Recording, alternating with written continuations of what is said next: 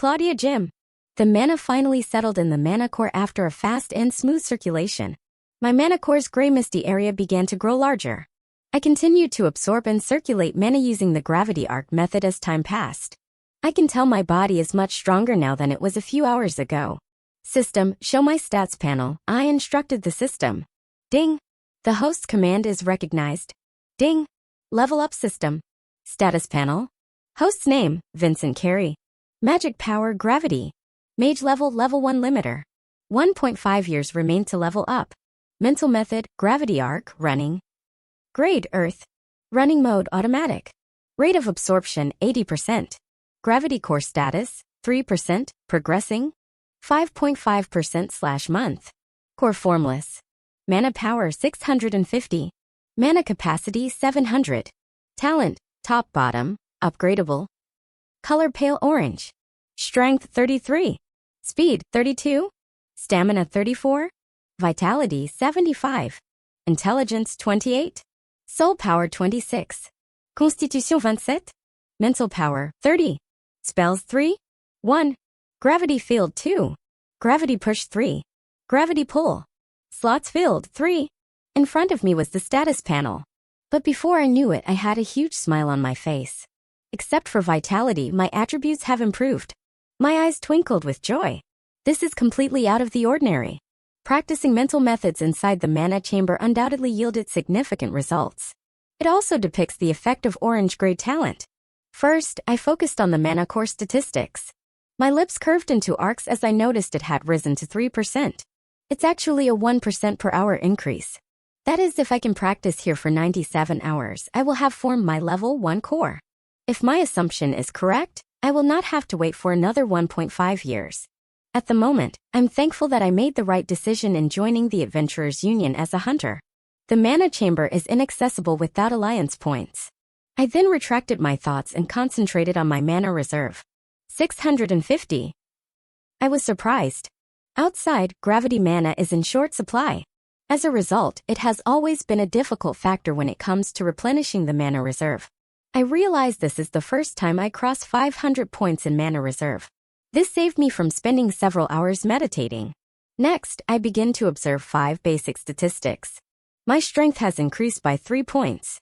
The image of Easton Brown suddenly flashed before my eyes.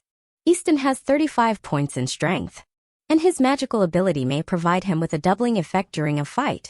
As a result, his statistics cannot be measured using conventional methods, I mumbled under my breath.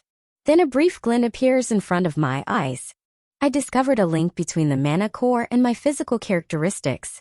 My physique attributes improve whenever my mana core improves. That means that with regular practice, I can outperform Easton Brown in a matter of weeks. But I saw his condition today. That guy is obviously looking for a fight. So he's not going to wait a week to confront me. I'll be able to avoid him until the weekend. However, he will undoubtedly challenge me during combat training class. Several ideas come to mind. I want to be the winner who suppressed him completely. Easton's magic is the source of the problem here. Even if I stay here for one more session, it will not help me. It will only increase my stats by 1 point. However, it is insignificant when pitted against Iron Physique wizards. Sigh. I exhaled a small sigh. I can only come up with a tie based on my calculations.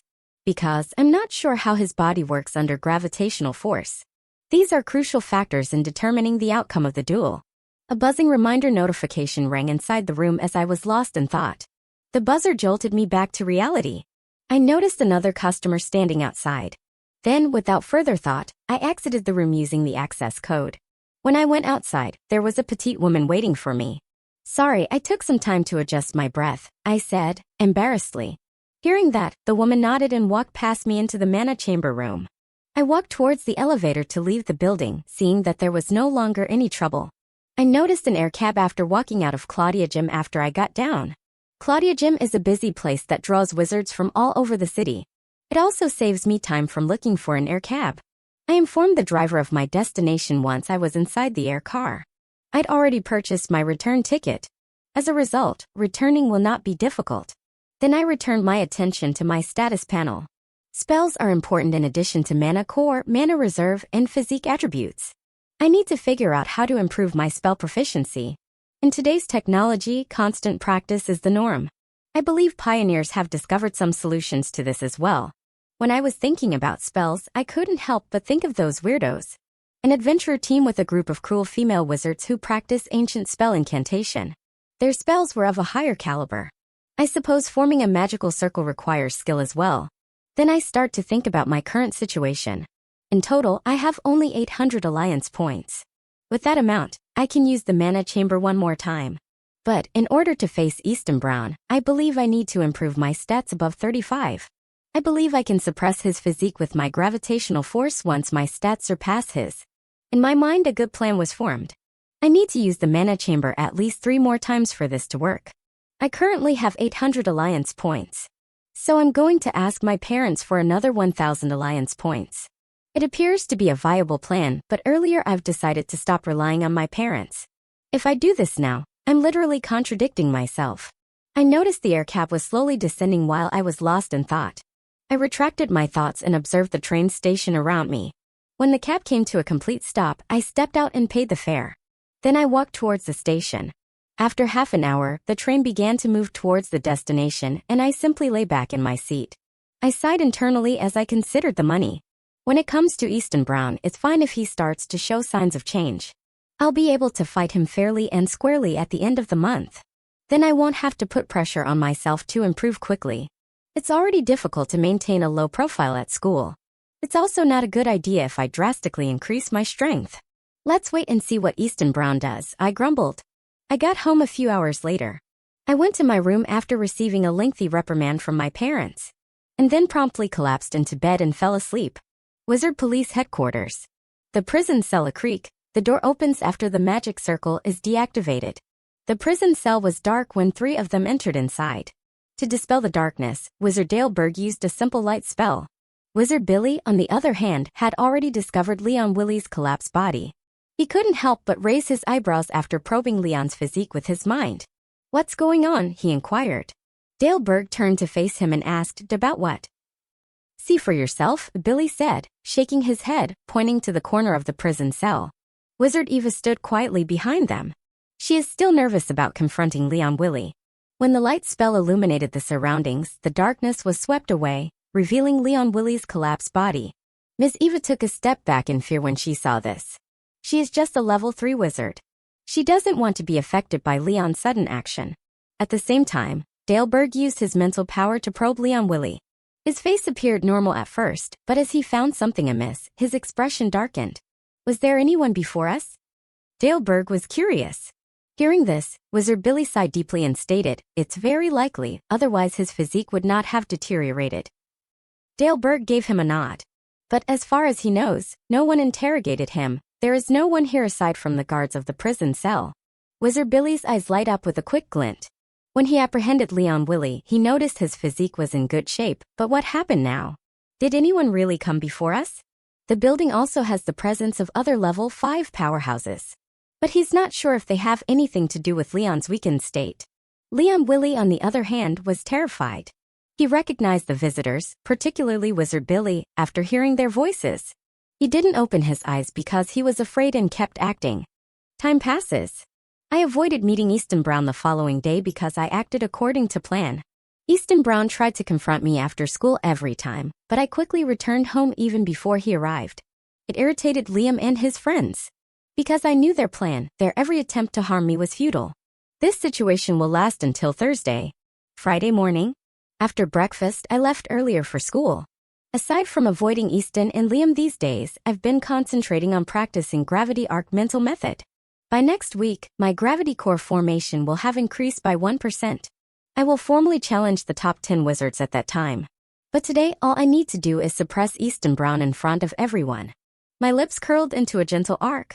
Earlier, I expected it would take some planning to avoid him. But that guy was a moron. To thwart his plan, all of this caused me to leave school before him. I reflected on the previous day's events as I walked down the street. Fortunately, I've accomplished my goal by successfully avoiding them thus far.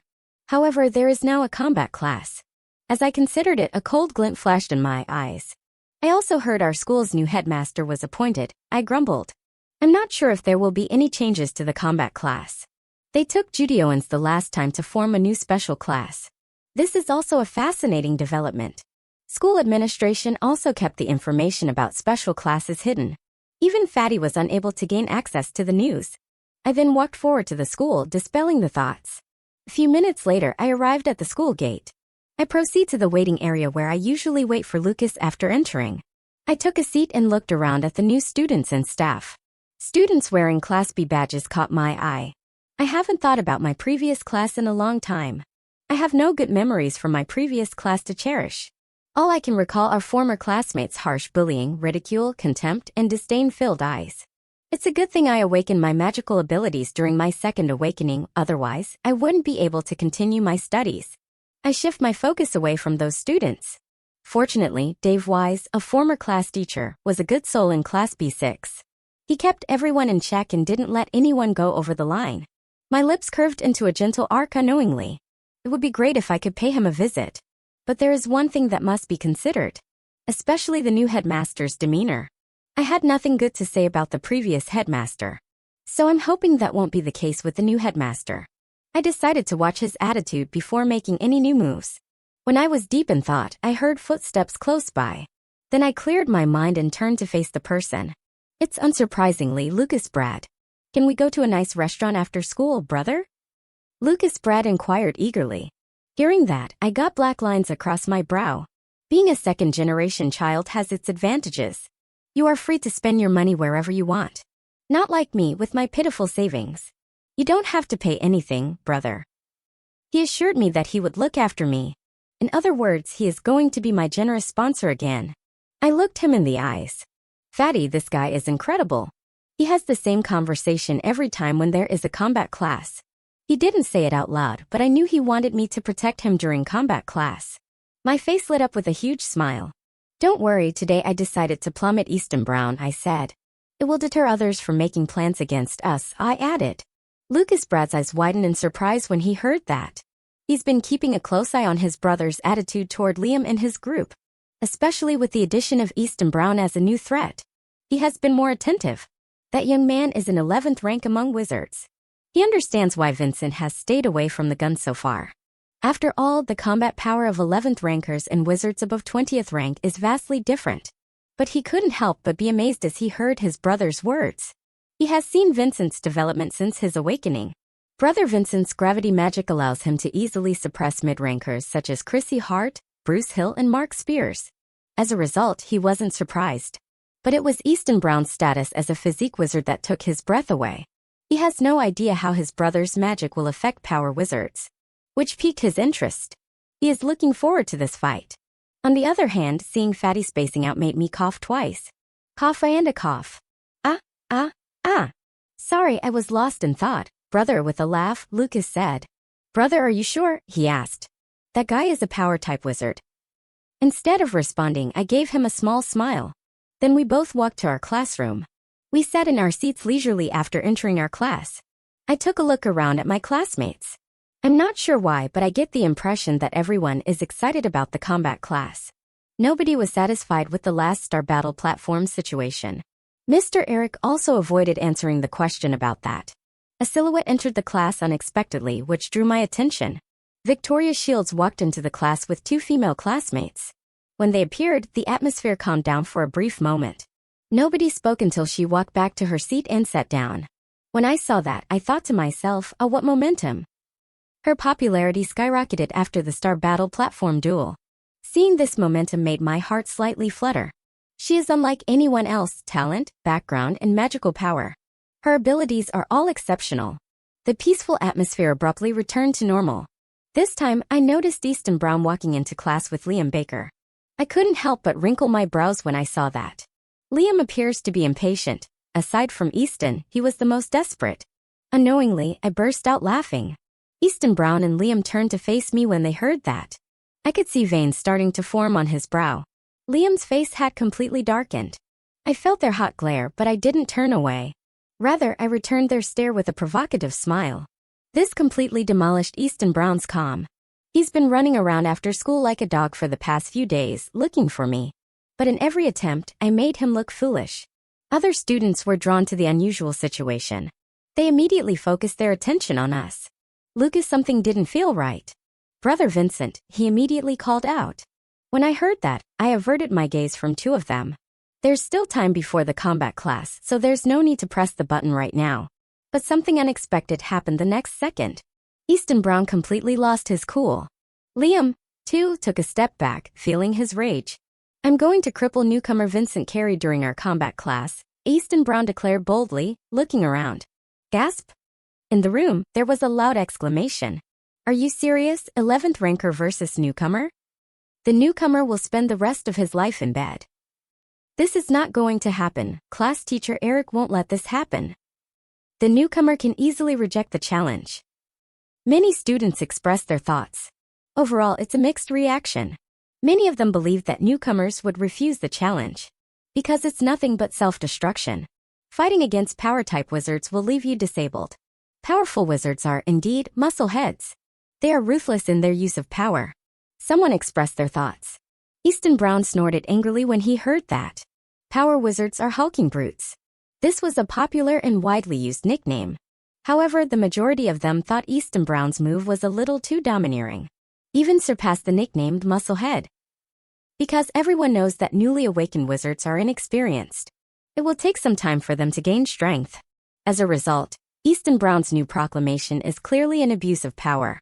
Victoria Shields, the cold queen, wrinkled her brow in displeasure. What's the matter with this musclehead? She reflected to herself. It's just a blip of discontent. The next thing she knew, she was lost in her own world. As if the outside world had no bearing on her. On the other hand, Easton Brown's sudden proclamation stunned me. This guy's fuse has now completely blown. This is bad, Fatty muttered beside me. He's acting like a crazy dog now. I became aware of Liam's sly smile. When I noticed this, I raised my head to look at him. Liam is the current class monitor. How will he handle this situation? Will he report it to Mr. Eric or will he let it go? In my eyes, a cold glint flashes. Because I guessed incorrectly. If I'm correct, Liam will speak up right now. He's not going to let this momentum pass him by. My gaze returned to Liam, who was standing behind Easton Brown. Venomous snake, I muttered. Police wizard's headquarters. Underground prison cell. Looking at the frail body of a notorious wizard in front of him, Wizard Billy's eyes turned cold. There is no sympathy whatsoever for dark wizards. Particularly since this individual had cost lives hundreds of their police wizard force. Wizard Billy thought it was better for him to die here than to hand him over to the capital city. He knew there were many crooked wizards in the capital waiting for Leon Willie's corpse. Who knows what they were planning? Even everyone here belongs to the same umbrella. But he knows everyone has their own heart. He suspects that people will attempt Leon Willie's forbidden magic by taking reference from his corpse. The more he thought about it, the more he turned cold. His demeanor even affected his colleague standing beside him. On the other hand, Dale Berg wrinkled his eyebrows, feeling a cold vibe from Billy Woods. He has no idea what is going on. But he feels it's not good to waste any more time. So he turned around to face Eva and instructed her, Eva, use your magic to awake him. After saying that, he tapped the shoulder of Billy Woods, which made him return to reality. Wizard Billy, we should focus on what is at our hands, he said politely. But his underlying meaning was, don't distract at a crucial moment. They are standing in front of a level 4 mucus wizard, who is known for causing damage to level 5 wizards. At least they should be on guard. Wizard Billy snorted in dissatisfaction. Next, he returned to his former self. At the same time, Ms. Eva walked forward a little bit closer towards Leon Willie. Though she tries to calm her heart, she can't stop sweating in her palms. These small movements were not concealed in front of 2 level 5 wizards. Wizard Dale Berg assured her by saying, don't worry, that guy is half dead. Hearing that, confidence rose in Eva's heart. She was not clueless. She also had some experience in interrogating level 2 and level 3 rogue wizards. She also understands that Leon Willie's magic is currently banned due to a level 5 artifact. So there is no need to be afraid of it anymore. After clearing her mind, she confidently strided forward. Upon getting closer to the unconscious Leon, she immediately begins to cast her magic. When she pointed her finger at Leon Willie, a dark green magic circle formed in the air. The magic circle was a combination of complex runic formations. After a single magic circle was formed, a wisp of pain magic manifested in the form of gas. The next second, it hurriedly drilled into the target's body. Ahhhhh. Leon Willie screamed out loud. He was in agonizing pain. He was already under severe pain due to side effects of the forbidden magic. On top of that, This police wizard's pain magic further amplified his suffering. Miss Eva stepped backward after hearing his howling pain. Wizard Billy created a noise cancellation barrier using basic spells. The next second, not a single sound could be heard because of the barrier. But three of them can see that Leon Willie is limping in pain. Dale Berg sighed and said, "Things are going smoother than I thought." Wizard Billy didn't say anything, but he quickly saw through the small hint. After understanding, he looked at Eva in admiration. Pain magic is mysterious, as they say, he thought to himself. After witnessing the reaction of Leon Willie, he understands that Leon is indeed feeling greater pain. Pain magic at level 3 is clearly effective against level 5 wizards. Earlier, when Dale Berg suggested he was not that optimistic, but when you see the results in front of your own eyes, it's something else. Wizard Billy gazed at Eva and said, "It's time for interrogation." She simply nodded and walked away. Her job is to make the enemy submit, and the rest of the questioning will be done by 2 level 5 wizards. On the other hand, Dale Berg enthusiastically went forward and asked, "Mucus Wizard, I know you are conscious right now. It's better for you to start answering our questions." After saying that, he waited for the other party to respond. On the other hand, Leon Willie was extremely terrified. "Damn it, why is this little SHT's magic so terrifying?" he screamed in his heart. The amplified pain made his mind go blank. He couldn't think straight. All he could sense was tearing pain from the depths of his body. For a moment, his mucus magic in his body started to riot. Feeling that, he instantly knew the speed of the deterioration increased. He thought he had a weak time before the side effects worsens. The enemy's pain magic made the worsening faster. At this moment, he doesn't know what to do. All he wants to do now is close his eyes and fall asleep. But the amplifying pain made it impossible to do that. Suddenly, he heard the question from one of the level 5 wizards. His heart skips a beat. Interrogation, one word echoed in his mind. Leon Willie instinctively knew if he didn't comply, the enemy would use pain magic again, and his deterioration will further increase. It has been long since he made up his mind to die in this cell instead of becoming experimental material for another dark wizard. So he didn't give any response to the level 5 wizard. Rather, he put his mind to enduring the agonizing pain. Time passes. 5 minutes later, Dale Berg's expression darkened. He thought Leon Willie would have submitted by this time now. But looking at his response, he feels it's not easy to make him submit anymore. "Eva, try your magic once more," he instructed in a solemn tone.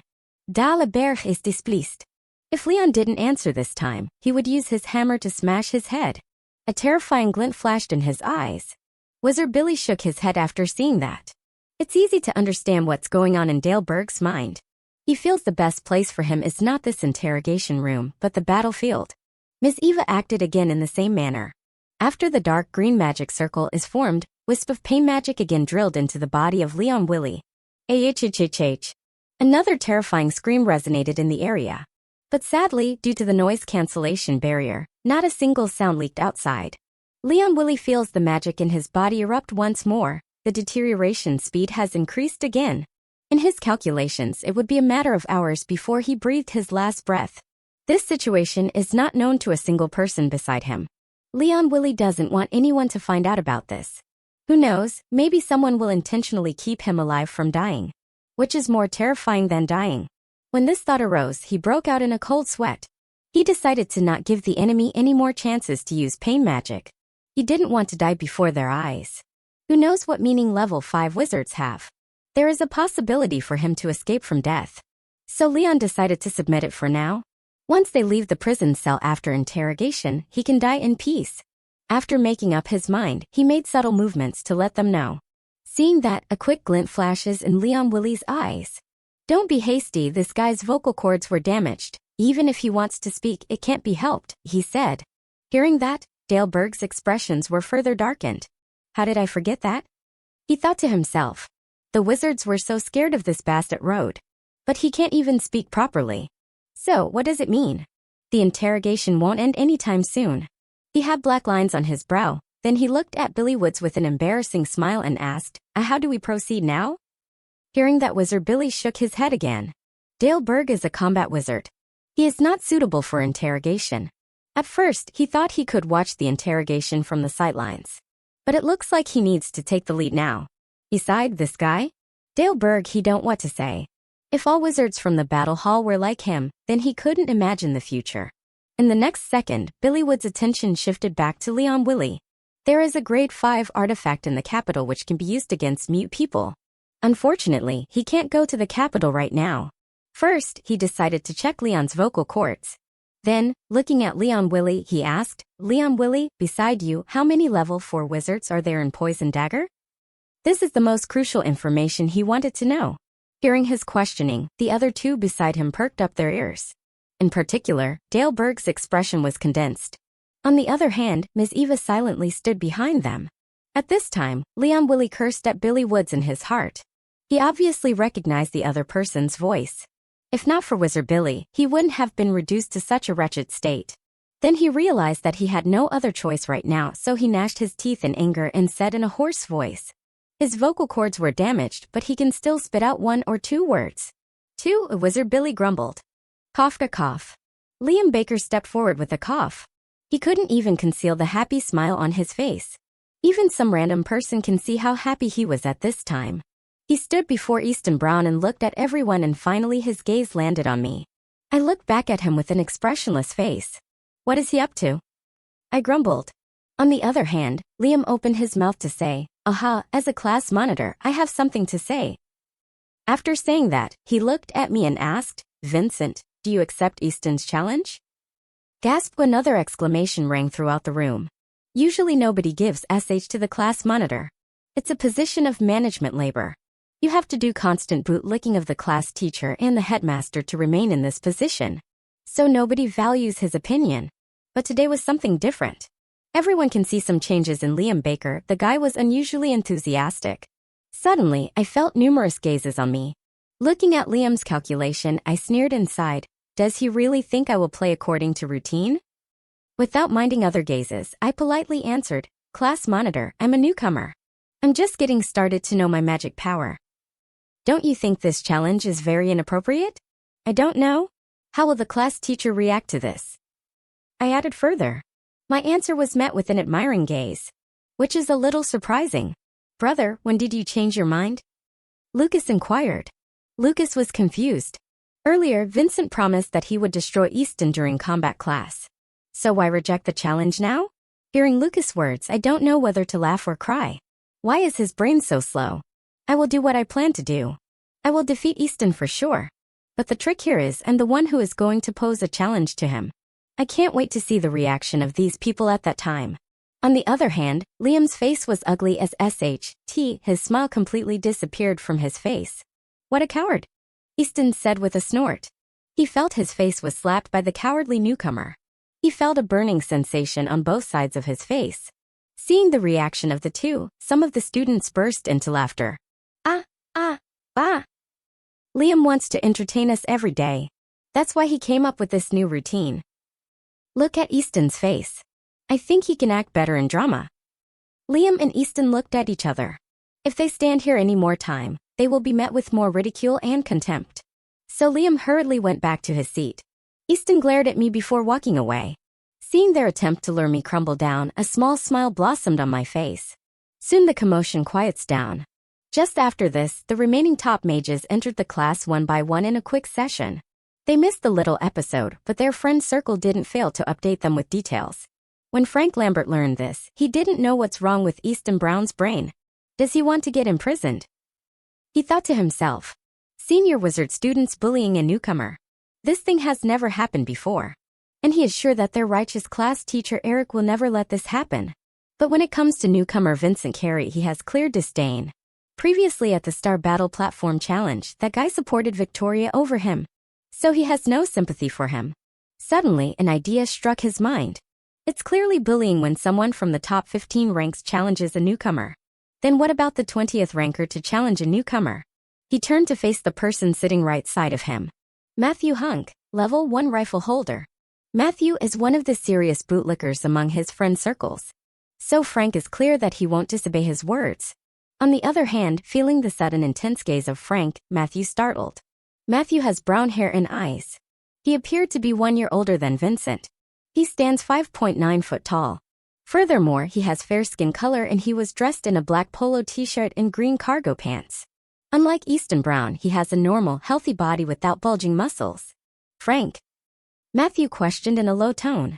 Hearing that, Frank retraced his thoughts and asked, Matthew, what do you think about that newcomer? Newcomer, Matthew grumbled. Only 2 newcomers joined the class recently. He quickly realized which one. Are you talking about Vincent Carey? Matthew asked back for clarification.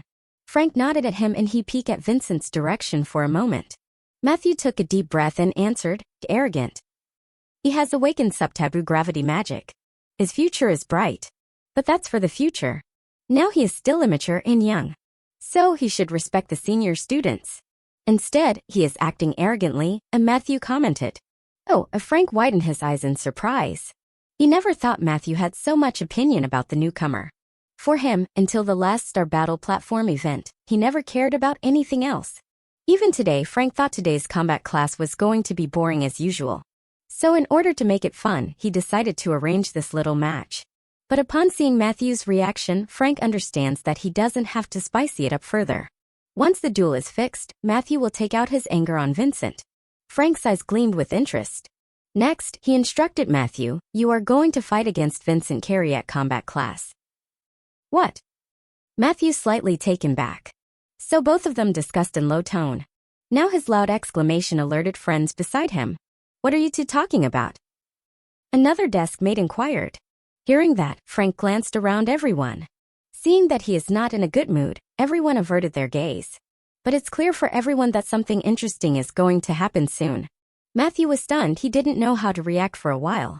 He also heard about the little episode that happened right before they entered the class. Vincent Carey clearly rejected the challenge posed by Easton Brown. So what is he? He doesn't want to get a public nose cut like Easton Brown. Frank saw that Matthew was spacing out. From his face, it can be seen that he is greatly displeased. If you don't want to, then it's fine. I just wanted a sparring partner to test my spear kills. How about that? Frank asked. Matthew's expression now turned pale with fright. No way, fighting against 4th ranker. He is in Frank's circle, he can't say no to him. Matthew feels he is riding on a tiger right now. Finally, he made up his mind to fight against Vincent Carey. He immediately answered, I agree. But what if Vincent rejects the challenge? A quick glint flashes in Frank's eyes. He looked at Matthew and started to think. He feels combat teacher Freeman will allow anyone below top 15 to challenge anyone. And Matthew is ranked 20th place in class. So he has no doubt that Freeman will allow the challenge. But when it comes to Vincent Carey, his lips are swept into an arc. He recalled the last duel of Vincent Carey. It was a simple win. Frank assumed that Vincent's combat power is somewhere between top 20 to top 25. It was his assumption, but if Vincent rejects Matthew's challenge, then his combat power is even lower than that. Frank made up his mind that if such a case happens, he will ask someone else to challenge Vincent Carey. Then he looked at Matthew and said, you don't have to worry about that. Just challenge him for the ranking duel. Matthew nodded obediently. Fighting against Vincent is 1,000 times better than confronting Frank. Seeing that Frank returned back to usual self, he breathed in relief. Matthew doesn't know what made Frank get interested in this newcomer suddenly. Then he realized something about the Star Battle platform. The newcomer is going to suffer heavily before graduating from the school. He thought to himself. Vincent doesn't know that another malicious plan hatched against him. Time passes. The classes went as usual, boring without drama. So everyone is looking forward to the combat class after lunch. Soon the time inches closer. There is one more class before the combat class. It's a history class about ancient civilization. Students were bored, they couldn't wait for the clock to tick faster. Buzz. Finally, when the bell rang, everyone sighed in relief. Just after the history teacher left the class, students started to leave for the combat class one by one. Seeing that, Easton Brown walked up to Liam Baker. Both of their plans had failed so far. Easton was ashamed, he didn't know where to hide his head. Liam saw Easton coming in his direction, he felt disgusted inside. Easton was dumber than he thought. If he had solved Vincent outside of the school campus, then everything would have ended perfectly according to his plan.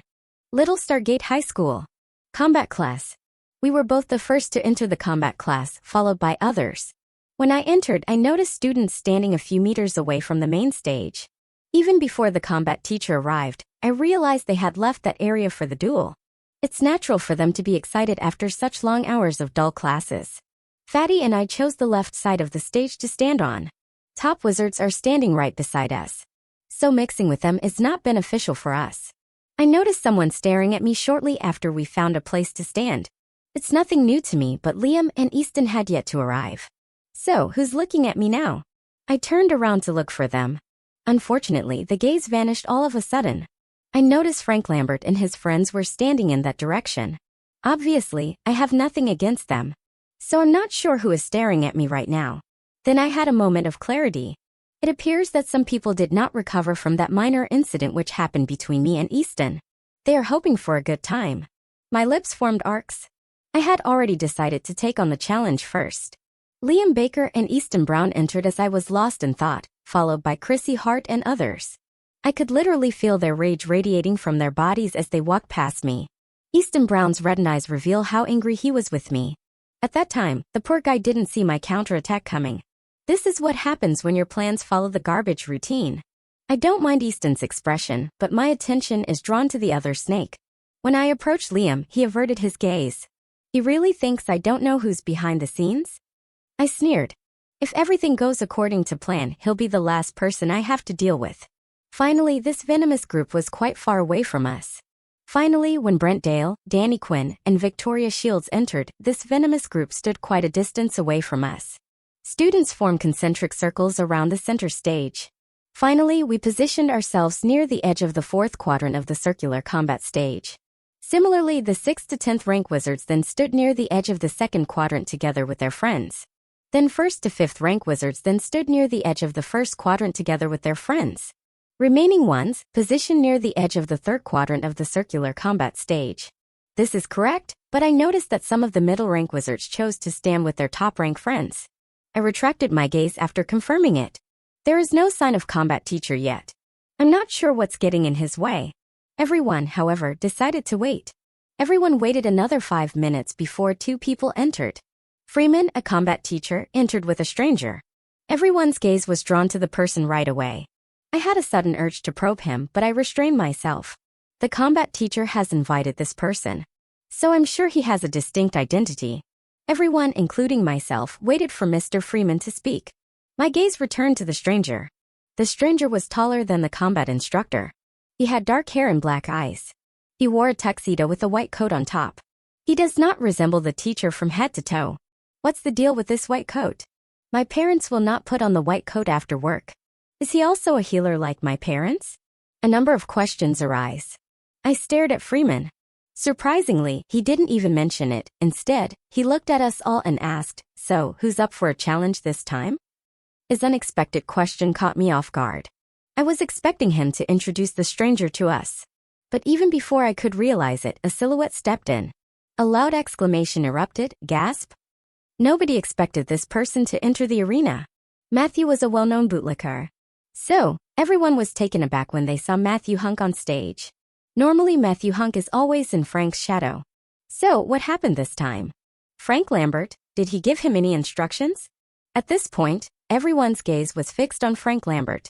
Brent Dale and Danny Quinn, among others, cast a brief glance at Frank before averting their gaze. This is a disaster. I noticed Frank responding to everyone with a wry smile on his face. His gaze was drawn to me for a brief moment before he averted his gaze. Goosebumps covered my entire body. What is this guy planning? I couldn't help but twitch my brows. Why does his gaze seem to have a deeper meaning to me? Mr. Freeman was taken aback to see Matthew Hunk. He had known since Matthew had joined Frank's camp. Fearing the 4th rank wizard behind him, no one dared to challenge him. But now Matthew appeared out of nowhere. He hopes none of them cause any problems here. Mr. Freeman looked at the person beside him before returning his gaze to the stage. Interesting, muttered Chester Nixon. Using his inspect magic, he had already gathered some information about Matthew Hunk. It was accomplished in such a way that none of them were aware of it. Even Freeman, who was standing next to him, was unaware of this. Apart from his Lenin Institute colleagues, he felt he hadn't used his magic on anyone in a long time. This new experience heightened his enthusiasm. He had almost forgotten about his previous job. Chester Nixon suddenly realized that his new job would be full of surprises and would not be as boring as he had anticipated. At the very least, it was better than his previous job. With a smile on his face, he began to observe everyone. He had previously forbidden Freeman from disclosing his identity to anyone, because he wishes to learn more about the school. Chester Nixon's focus abruptly returned to the stage. Matthew is about to challenge someone. Who are you going to challenge, Matthew? Mr. Freeman was curious. He was actually quite nervous on the inside. He does not want any drama to be performed by the students here. Otherwise, they will have a bleak future. Freeman is unaware of the new headmaster's temper. Chairman Benjamin, on the other hand, has directed him to guide Mr. Chester Nixon properly. As a result, he, like his students, must exercise restraint. On the other hand, when he finished speaking, the room fell silent for a brief moment. Many of them are anticipating the duel with bated breath, while wizards with less than 15th rank were terrified, such as Chrissy Hart, Bruce Spill and Mark Spears. Because Matthew was ranked 20th place, he was clearly going to take on the wizards above him. In addition, he is Frank Lambert's lackey. No one wants to offend him unless they have the backing of the top 3 wizards. Brother Liam, what to do? Chrissy Hart called out to him, her voice trembling. Bruce and Mark were also scared. They can easily dispatch this individual, but they don't want to offend the 4th-ranked wizard. Even Liam will be powerless to save them. Liam's face had turned completely black. He didn't need to be reminded because he had already made the decision not to cross Frank's path. Frank always made fun of him, but he never paid him any more attention than that. So because of that, Liam has performed admirably as a class monitor and didn't offend anyone so far. He wants to continue like that. Just admit defeat, he said to them without turning around. Easton Brown let out a hearty snort. Liam's cowardliness disgusted him, but he can't say it out loud. They are both in the process of cooperating right now. Easton does not want to rip his face off yet. Chrissy Hart and the other 2, on the other hand, decided to do the same. If they lose, their ranks will be switched. They can, however, avoid becoming the target of Frank and his friends. Simultaneously, Matthew sighed and said, "I challenge Vincent Carey." Another exclamation rang out in the room. Gasp. Are you crazy or what? He is challenging the newcomer. The combat instructor will not allow this. OMG, had he somehow offended Frank? How saddening. Students began to murmur unexpectedly. Fatty asked, "Oh, what's going on?" When I heard that, I took a deep breath. Frank's gaze was, as I had suspected, malicious. Why is he picking on me? This is completely unexpected. I thought I was done with Liam and his gang for the time being. But this new problem appeared out of nowhere. For a brief moment, my mind went blank. I know other students are talking about it, but I'm not in a position to hear them. Because there is a chance that I will offend Frank Lambert if I do not handle the situation properly, which will be detrimental to my development. What should I do? When I'm pondering. For a brief moment, the atmosphere was deafeningly quiet. Because everyone thought the combat teacher's expression was ugly. He was clearly dissatisfied with Matthew's words. In such a situation, my mind immediately went into action. If Frank has decided to target me, I guess it doesn't matter whether I accept or decline this challenge. He'll undoubtedly bother me later. Bowing down to him only increases his arrogance, and the next time he will hit me hard. So my instinct tells me that I should defeat Matthew right now in front of everyone. Particularly the stranger in the white coat. I believe he has some background. Finally, I decided to take a step forward. But before I could, the combat teacher confronted Matthew with words. Are you completely insane? He is only a recently awakened wizard. Select someone else. In a harsh tone, Freeman chastised him. His words did not surprise anyone. It was something that was expected. But everyone was taken aback by Matthew's lack of reaction.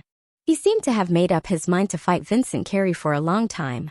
As time passed and there was no response from Matthew, Freeman's expression darkened. What are you doing, Matthew? Freeman inquired. This jerk seemed to be insulting him. This drama was taking place in front of the new headmaster in particular. He feels the need to cry. The atmosphere is unusually quiet. Matthew's demeanor raises suspicions among the students. It has something to do with Frank Lambert, 9/10. Frank still has a witty grin on his face, as if he is interested in seeing this great show that is taking place right in front of everyone's eyes. Matthew, on the other hand, decided to speak up. Combat teacher, it's now up to Vincent Carey whether or not he accepts my challenge, he said. His words once again caught people off guard. Immediately, everyone's attention was drawn to Vincent Carey. Without minding everyone's gaze, I walked onto the combat stage and stood on the opposite side of Matthew Hunk. There was no need to tell anyone because my actions made it clear that I was not going to back down. Gasp!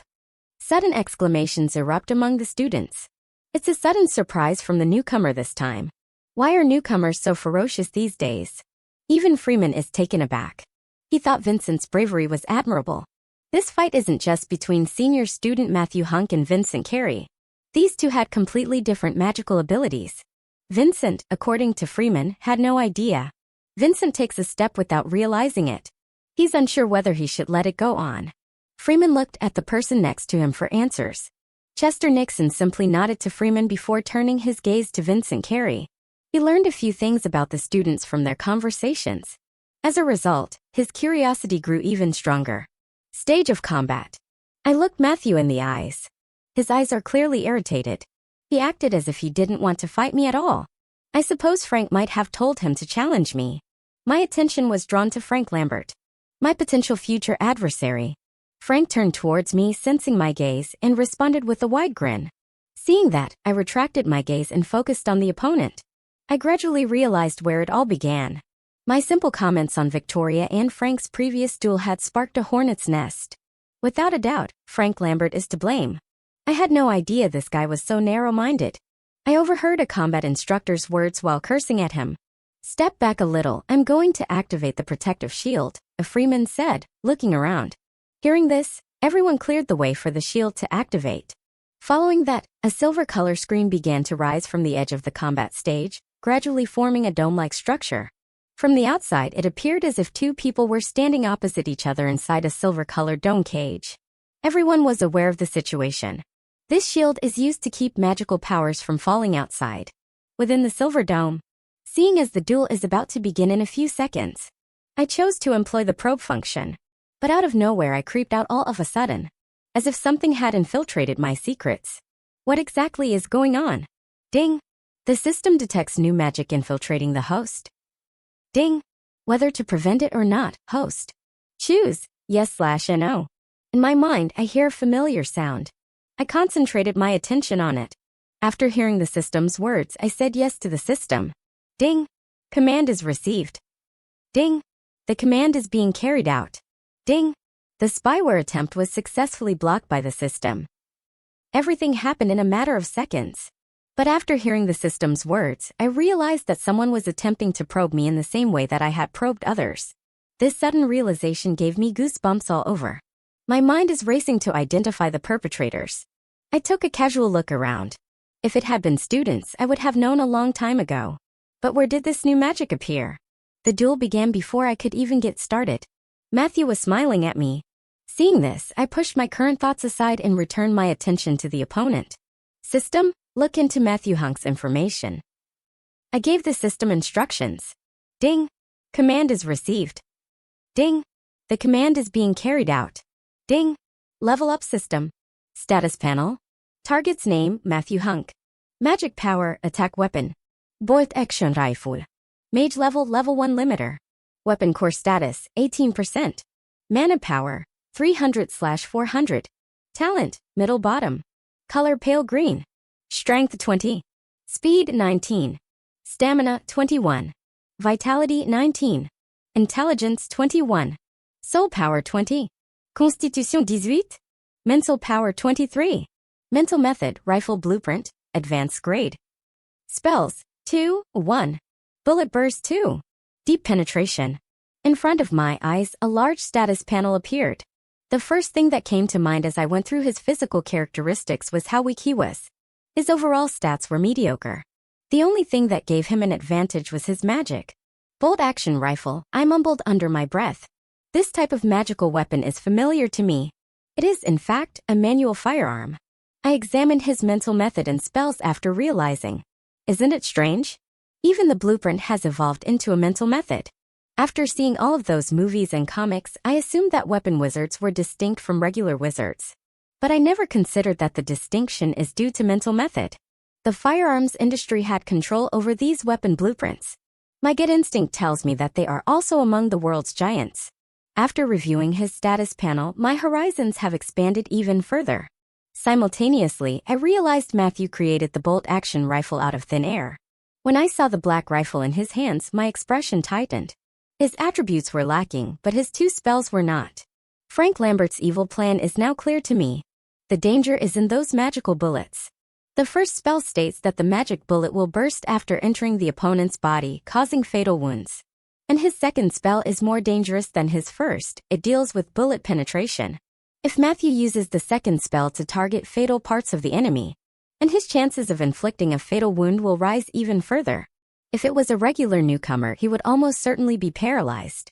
Assume the newcomer suffers a fatal blow to his mana core region. An opponent's mana core will be completely damaged by a deep penetration spell. How heinous! After realizing Frank's cruel calculation against me, a cold glint flashes in my eyes. I notice Matthew loading his rifle with his magical bullets. He's clearly taking his time. In a matter of seconds, I devised a simple plan. I then dashed at full speed towards Matthew. My speed stats outperform his by 13 points. So I'm hoping to cause him some trouble. Then I noticed something that made me smile. My sudden burst of speed startled Matthew. Not only him, but also those watching from the outside were taken aback. This is not the normal speed of a newly awakened being. Outside, Chester Nixon raised his eyebrows in surprise a minute ago. He simply attempted to probe the new student who walked onto the stage. He couldn't, however, use his inspect magic on him. What exactly is going on? He reflected to himself. His level 3 magic was ineffective. He decided to try again, but this time the silver dome engulfed the combat stage. As a result, he is unable to intervene at this time. He remained calm in the face of a new situation. In particular, he is intrigued. He can inspect anything or anyone with a magic level lower than level 3. Because his magic defies any restrictions when it comes to probing others. Unfortunately, his talent was limited, otherwise he would have had a promising future. As a result, Chester Nixon's gaze was drawn to Vincent Carey. He squinted as he began to watch Vincent's movements. Combat teacher Freeman cast a glance at him before focusing his attention on the duel. Matthew was taken aback when he saw my speed. I don't want to pass up this chance. I kept an eye on the distance between us as I dashed towards him at full speed. I'll use my gravity spell as soon as I get 10 meters closer to him. Matthew Hunk finally stabilized himself and aimed a magic rifle at me. My face tightened even more, and I changed my movements in a zigzag pattern. He won't be able to get a clear shot at me this way. Matthew Hunk tensely raised his brows. He tried to get a good aim at Vincent because his movements were quick. But Vincent's incredible speed prevented him from doing so. If this continues, the distance between them will gradually shrink. So he decided to start by firing a random shot at him. Bang! The sound of a rifle being fired reverberates throughout the area. Matthew shot at me. When I heard the shooting sound, I immediately changed my course. Only Pua could be heard behind me. I knew the magic bullet had ripped through the air. After this, I will never underestimate anyone based on their physical characteristics. I couldn't see where the magic bullet was going. All I could hear was the sound of shooting. This, fortunately, provides me with the opportunity to get closer to him. When I got close enough to him, I decided to cast a spell. Gravity pull, I muttered. When I cast the spell, a burst of gray energy shot from my palms at Matthew at breakneck speed. This gray-colored energy successfully latched onto Matthew. And I felt an instant connection between us. When I saw that, I cracked a wide grin. Second, under Matthew's horrified expression. He was being dragged towards me at an alarming rate. His manifested magical rifle was unsettling. If he is unable to control it, it will eventually fade away. When I saw that, Matthew's body was drawn towards me. I raised my fist to punch him in the stomach. Whack! My fist makes contact with Matthew's abdomen, despite his terrified expression. PFFF. He then spit a large amount of blood out of his mouth. His eyes widened as he looked at me. His face was filled with shock and disbelief. His body couldn't withstand my fist blow. It only took one lethal blow to bring him down. Matthew's face disfigured and clutched his stomach in excruciating pain. The students exclaimed loudly, a gasp. When I heard the sound, I dispelled the gravity magic and turned to face Matthew. He was clearly not in the mood for any more fights. What surprised me was, I could clearly see the difference in spells from the previous time. I must say that the orange grade talent opened my eyes. Previously, I couldn't tell the difference between gravity pull and gravity push spells with mid-level talent. But now I could see how spells worked. How does it work? For example, I can perform gravity pull or push magic with gray energy as long as I make it latch onto something or someone. This was not true of the gravity field spell, because I was the center point in the gravitational field. Ha ha ha, this realization made me laugh out loud. Thank you to the person who is on the ground. Otherwise, I would not have realized it so quickly. Outside, a minute ago, combat instructor Freeman was looking solemnly at the fight. He was concerned about how the newcomer would handle it. But then he saw something and exclaimed, "Def at CK," surprised. He noticed Vincent approaching Matthew at breakneck speed. He can tell the difference as a level 4 wizard. Vincent's speed was not something that was expected of a newcomer. Does his taboo power help his physique? Freeman reflected to himself. Vincent won easily the last time, and he didn't reveal much of his card. As a result, Freeman is unsure of his abilities. He couldn't help but be surprised when he saw his alarming speed. Is that really a newly awakened child? Chester Nixon inquired at this time. He, like Freeman, was perplexed. First, his probe attempt failed. Vincent's unusual speed astounded him even more now. Freeman was taken aback when he heard that. He had almost forgotten about the new headmaster standing beside him. Then he explained the situation with Vincent Carey and Lucas Brad politely. Because they joined Class A1 following a lot of drama. Chester made no comment after listening. But his gaze was narrowed. He thought the former headmaster was a bad guy because he had mistreated a forbidden wizard. The duel took an interesting turn before they could continue their conversation. Both of them heard a firing sound. Frank Lambert's face, on the other hand, was discolored after witnessing Vincent Carey's speed. How could this be? He exclaimed in disbelief. Because this speed was something only the top 10 wizards could achieve. So, is Vincent Carey on par with the top 10 wizards? How so? His cognizance was turned upside down for a brief moment. He had anticipated some drama earlier. But now that he saw this, he couldn't keep his cool. His voice was so loud that top wizards could hear him. Rank 3rd, Victoria Shields, in particular, cast a brief glance at Frank before turning her attention to the battle stage. A curious glint flashes in her eyes as she notices a newly joined classmate boldly displaying his skills. She is gradually developing feelings for Vincent Carey. She recalls the newcomer's magical abilities. A word comes out of her mouth, gravity. Her cherry lips curved in small arcs. So far, only Brent Dale and Danny Quinn have piqued her interest. She didn't even consider Frank Lambert as a possible opponent. Frank is nothing more than a jumping clown in her eyes. Vincent Carey was not one of them. Gravity magic is a well-known forbidden ability. Because the destruction caused by sub-taboo power is not comparable to other magical powers at later stages. Gravity magic is classified as a controlled type. The destruction caused by gravity magic is proportional to its range. As long as the wizard can bring the enemy within a certain range, gravity magic can easily dispose of the enemy. She had a lot of ideas in a few seconds. But all of this was common knowledge throughout the world. However, only the wizard himself is aware of how sub-taboo magic works. As a result, any force would love to recruit such wizards into their ranks. Victoria has no idea if Vincent has joined any organizations. Even if he did, there is nothing wrong with contacting a future powerhouse. Her eyes sparkle with a quick glint. I'm curious what these two think of our new classmate. Brent Dale and Danny Quinn, the other two wizards, caught her eye. Both are watching the fight. But none can be said because their faces are devoid of emotion.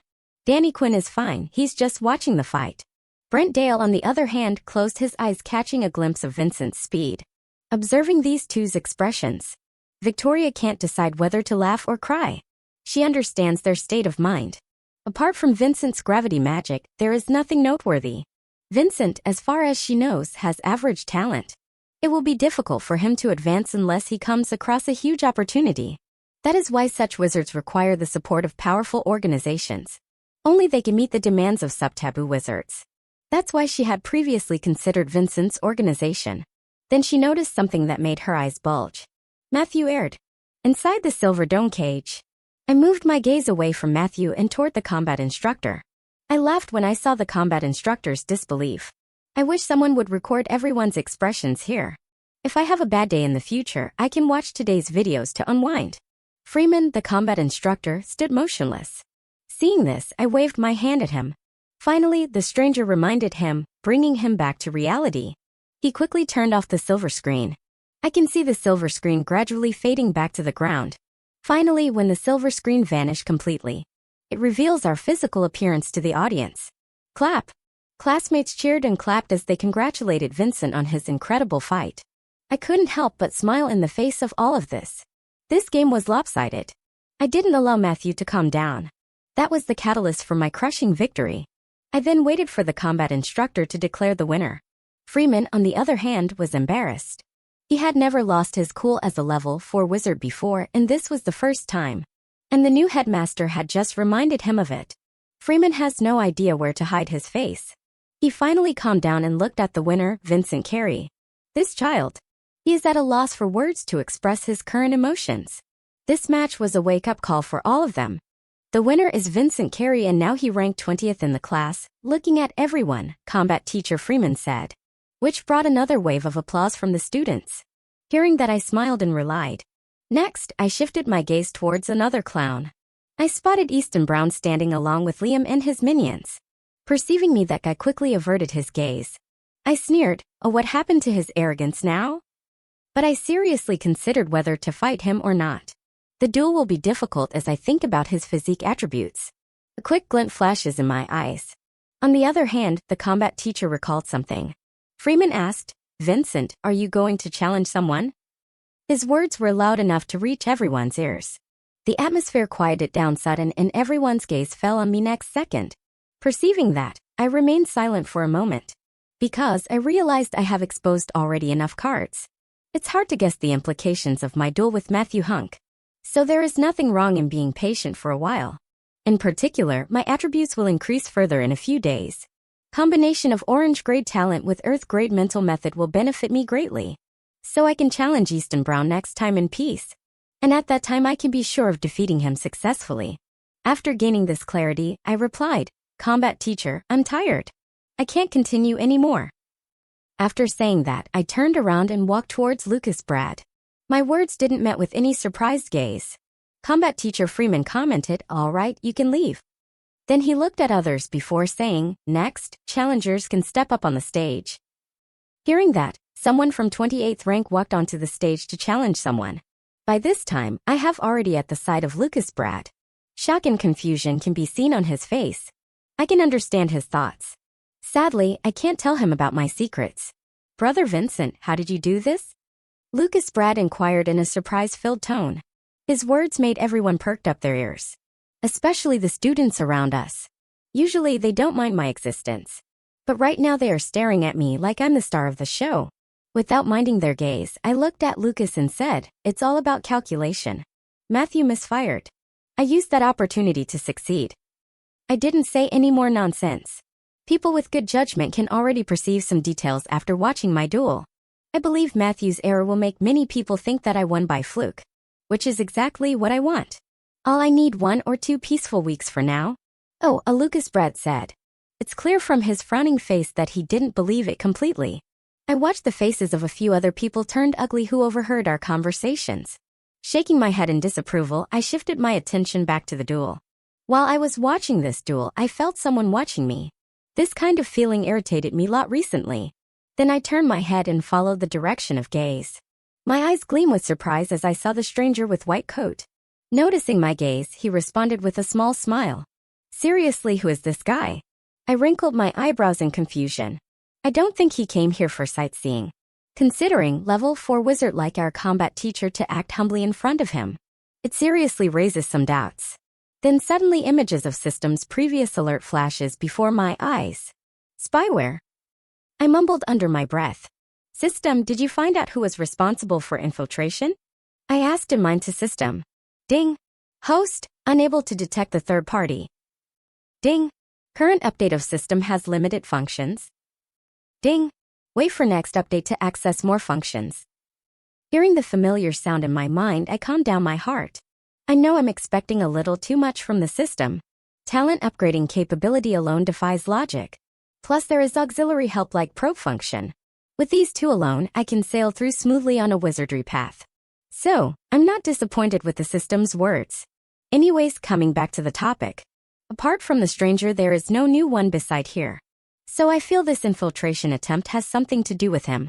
I'll ask the combat teacher about the stranger after this class. Then I retracted my gaze from him. At the combat stage, I saw the duel end without much surprise. The combat teacher then asked other interested students to step up. The duel between bottom-ranked wizards was not up to the mark. I can see why these people were enthusiastic about the top 10 wizards. Only their duel can make everyone amazed. On the other hand, Matthew was healed after consuming healing potions. Then he walked up to his friend's circle. Frank Lambert looked at Matthew in fiery gaze. He was obviously pissed off by the result. Matthew gulped his saliva. He don't know how to describe what had happened. Earlier, he was aiming for a good shot. But after his misfire, the situation changed drastically. He couldn't be able to fathom how the newcomer has the strength like power wizards. Vincent's speed and strength made his cognizant overturned. Feeling the blazing glare of Frank, he lowered his head. He knows if not for combat class, this guy would have taken his spear to attack him. Seeing the intense reaction between the two, the rest of the friends took a little step backward. They don't want Frank to explode in anger out of nowhere. This is the first time they have seen Frank's plan to fail. Frank Lambert controlled his anger and said to Matthew, "I want a full explanation after the class." After saying that, he returned to his usual self. There is no more anger can be seen on his face. But Matthew knows it is not true, he is just hiding it. After hearing his words, Matthew remained silent. He decided to tell him about Vincent's strength later. Liam Baker's face was discolored. He still can't bring himself out of that duel. Now wait. Is that his real strength? Liam thought to himself, recalling his previous confrontation with Vincent. When Vincent was still studying at Class A2, Liam couldn't help but suck cold breath. He always felt something weird about Vincent's undefeated streak. Even he thought Chrissy Hart and the other two exaggerated their claims. Later, when he visited them in clinic, he finally believed Chrissy's words. He felt Vincent's was strong due to his sub-taboo gravity magic. As long as they can neutralize it, they can defeat Vincent easily. With Chrissy Hart's defeat, he knew bottom-ranked wizards can't stick against Vincent. That's why he thought of using Easton Brown, a power-type wizard. He believes Vincent's magic can't restrain Easton Brown. But when he seriously recalled the events of past confrontation, he realized he misjudged Vincent's combat power. Apart from gravity magic, Vincent can use his speed and strength to defeat his opponent. Now this revelation made him to rethink his plan. He doesn't know how Easton Brown can deal against current Vincent Carey. Lots of questions come to his mind. Liam noticed Easton's expression, which is not good either. Few steps behind Liam and Easton, Chrissy Hart, Bruce Hill and Mark Spears were conversing with each other. "Chrissy, we should never come across Vincent again," Bruce Hill said with fright. Not only him, Mark also tried to stop his trembling hands. Because Vincent's duel made them reminded about their past defeat. At that time, Vincent made 3 of them bedridden. It took quite a while for them to recover from bone injury. At the same time, Chrissy Hart was panicking, sighed, "Damn it. Why is he so strong?" She felt Vincent was stronger than their leader Liam. If this goes on, Vincent will eventually surpass other strong wizards in time. She doesn't know whether Vincent still has a grudge against them or not. But if 3 of them didn't solve this little hatred soon, then their ending would be worse than death. Suddenly, she looked at Liam with a hateful gaze. If Liam had believed their words from the beginning, he wouldn't have ended up making stupid plans. She then turned towards Bruce and Mark. She said in a hushed tone, "We will find Vincent later to ask for forgiveness." Bruce and Mark looked into each other's eyes. They were totally surprised. This is the same woman who wanted revenge previously. Now she has turned back her decision. None of them said it loudly. Bruce was happy that at least the enmity can solve now. Mark also has the same opinion. Then both nodded at her. Time passes. Ding dong. Finally, the bell rang, reminding everyone that class was over. The ongoing duel at stage was postponed to next class by combat teacher. My gaze shifted back to the stranger. I'm hoping for a small gap to inquire combat teacher. But seeing that these two were conversing with each other, I don't know what to do. "Brother, let's go," Lucas Brad said beside me. Hearing that, I decided to inquire about it later. Then we walked out of the class and proceeded to head towards the exit. Little Stargate High School.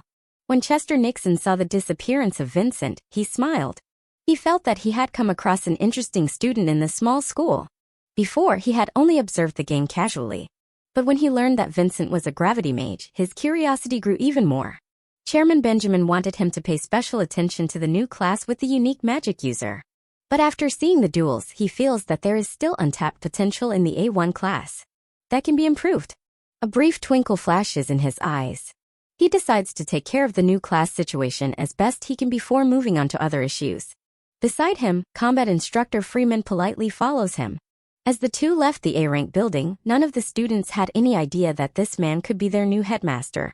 Suddenly, Chester paused in his movements and asked, "Are there any pending issues in Class A1?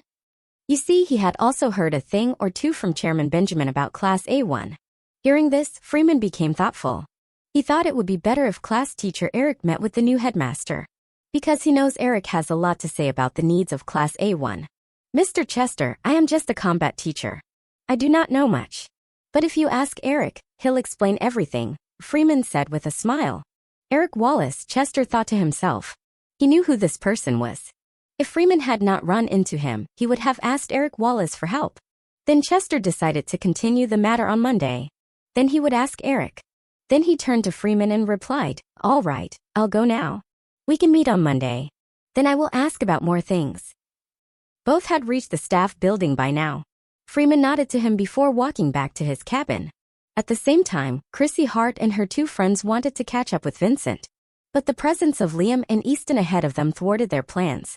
Chrissy decided to wait for the two until they left. What are those two up to now? Chrissy thought to herself. At that moment, Easton and Liam, along with other classmates, were leaving the class. On the way, everyone is talking about Vincent Carey. They do not know how he did it. But they at least understand that he is not an opponent they can face. When Liam heard this, he clenched his fist angrily.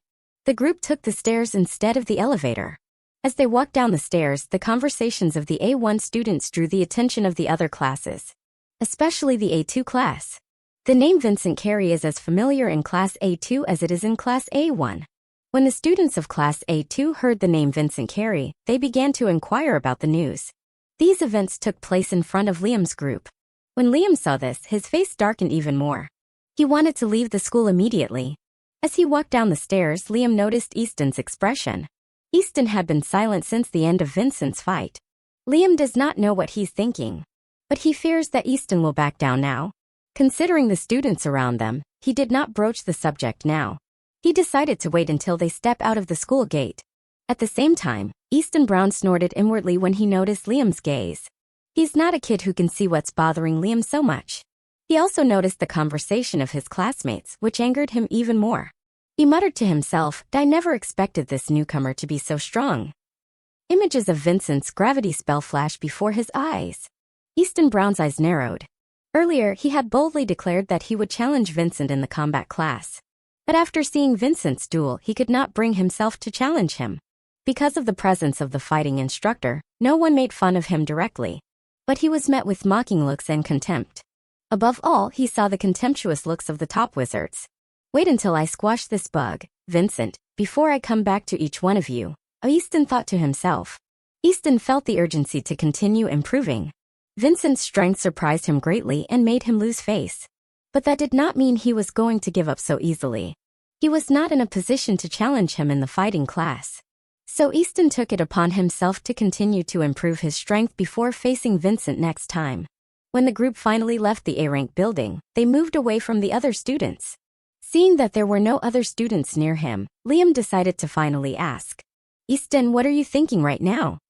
Liam walked in front of Easton to stop him. His sudden, abrupt action surprised everyone. Chrissy Hart looked at Bruce Hill and Mark Spear. They do not know what to do at the moment. But Chrissy senses something bad. She fears that they will fight now. Easton Brown's eyes lit up with surprise. After hearing Liam's words, he paused in his movements and replied in an annoyed tone, What are you doing? He had a feeling that Liam was going over the top now. Liam did not care about anything. He immediately commented, I had paid you enough with potions and herbs. But you backed down and didn't challenge Vincent. Then he added, So you need to give me an explanation right now? A brief twinkle flashed in Easton's eyes. He had expected this to happen. But he never expected him to bring it up right away. Easton knows it's not stupid to lie to Liam. So he replied, You have seen it. Vincent's fighting power is greater than I thought. To defeat him, I have to be 100% sure. Otherwise, I might lose my rank. Hearing this, Liam was silent for a moment. From his words, Liam understands that he has to spend more resources on Easton this time. Otherwise, Easton will come up with some excuses to delay the confrontation with Vincent. Sigh. After letting out a deep sigh, Liam looked at Easton Brown. He asked, All right, what do you want? When Easton Brown heard this, he laughed inwardly, Aha, ha, ha, finally took the bait. Actually, he had had this plan before. But he felt that it would require a realistic spectacle. So he let the matter drop. But now, with Liam's words, his worries were swept away. Easton replied with a smile, Of course, with my brother's help. I will continue to improve my strength. And next time, I'll be sure to challenge Vincent. Liam's tense brow relaxed further. Sure, he's after my resources. Just wait until my plan comes to fruition. Then I'll get it all back with interest. Then he said to Easton, Okay, I'll see what I can do. But you are going to have to try harder.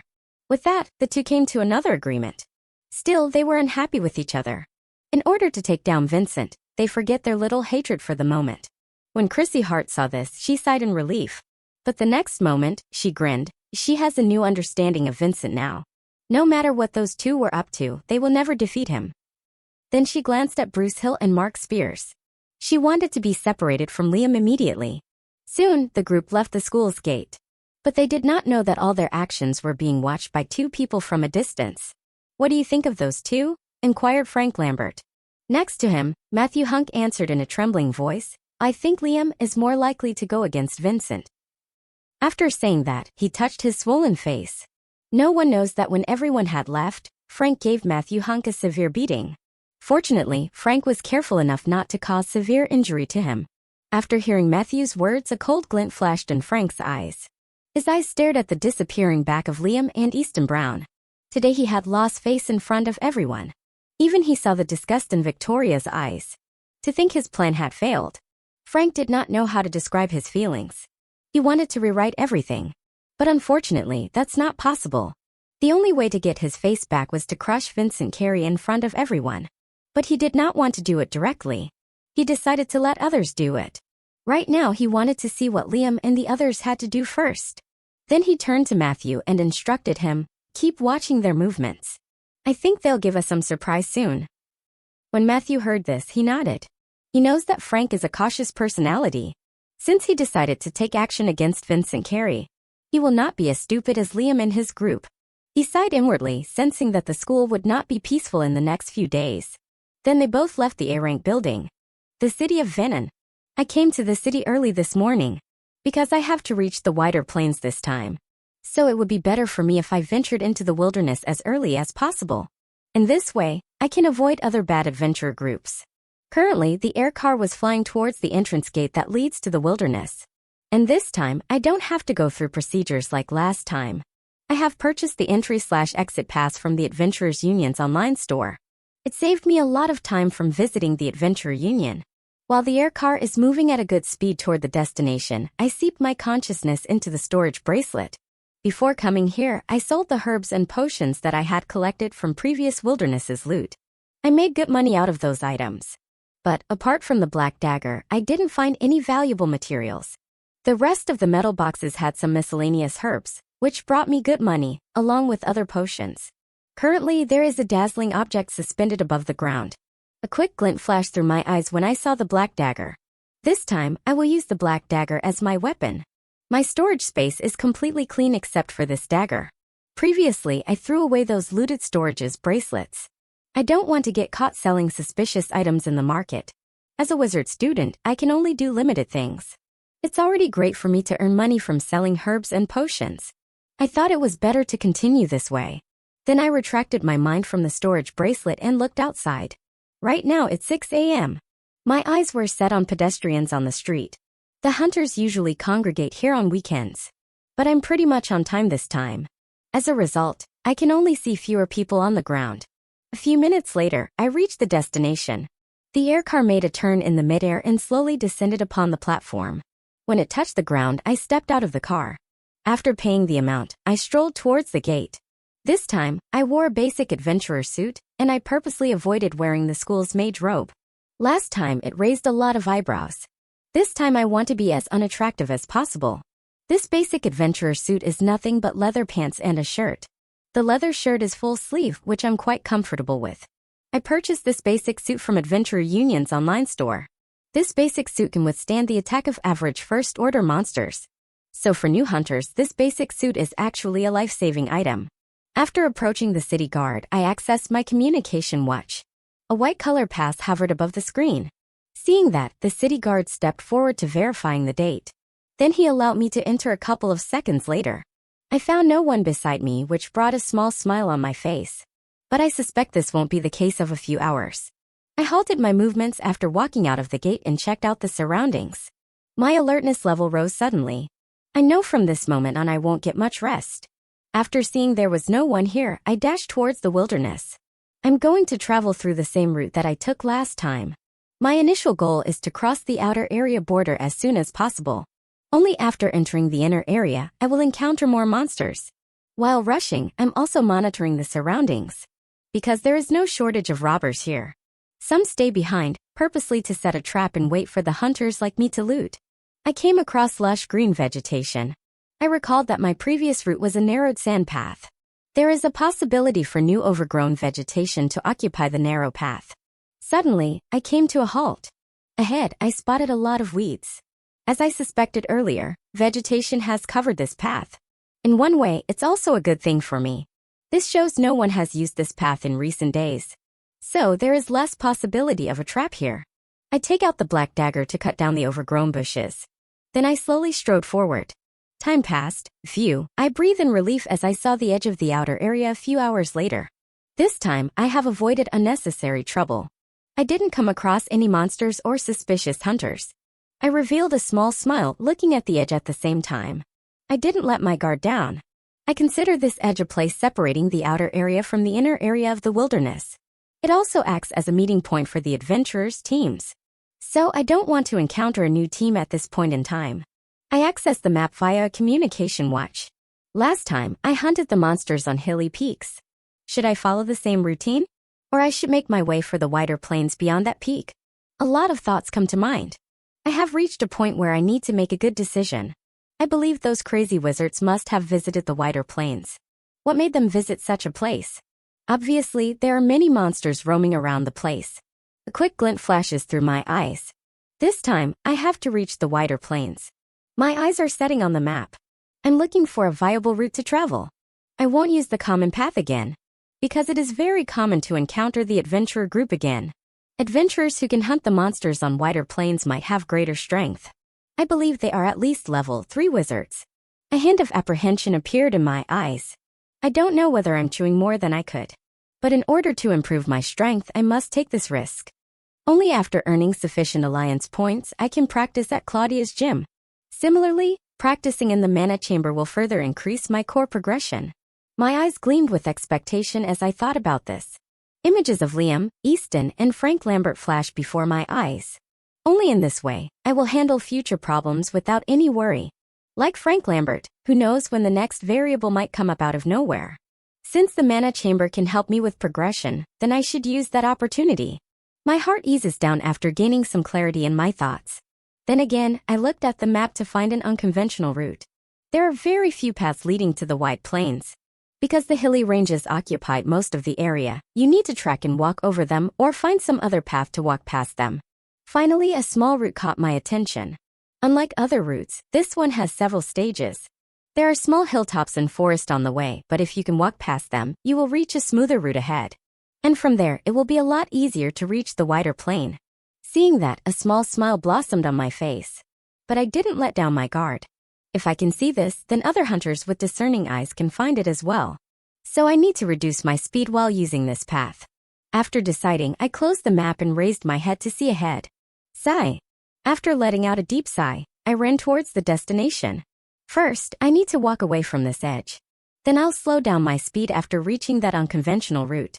Time passed. Half an hour later, I had successfully covered some distance. In a few minutes, I'll reach the unconventional route.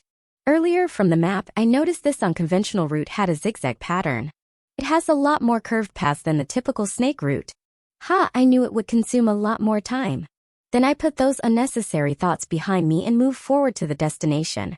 Soon I reached the unconventional route. The route is covered with boulders and rocks.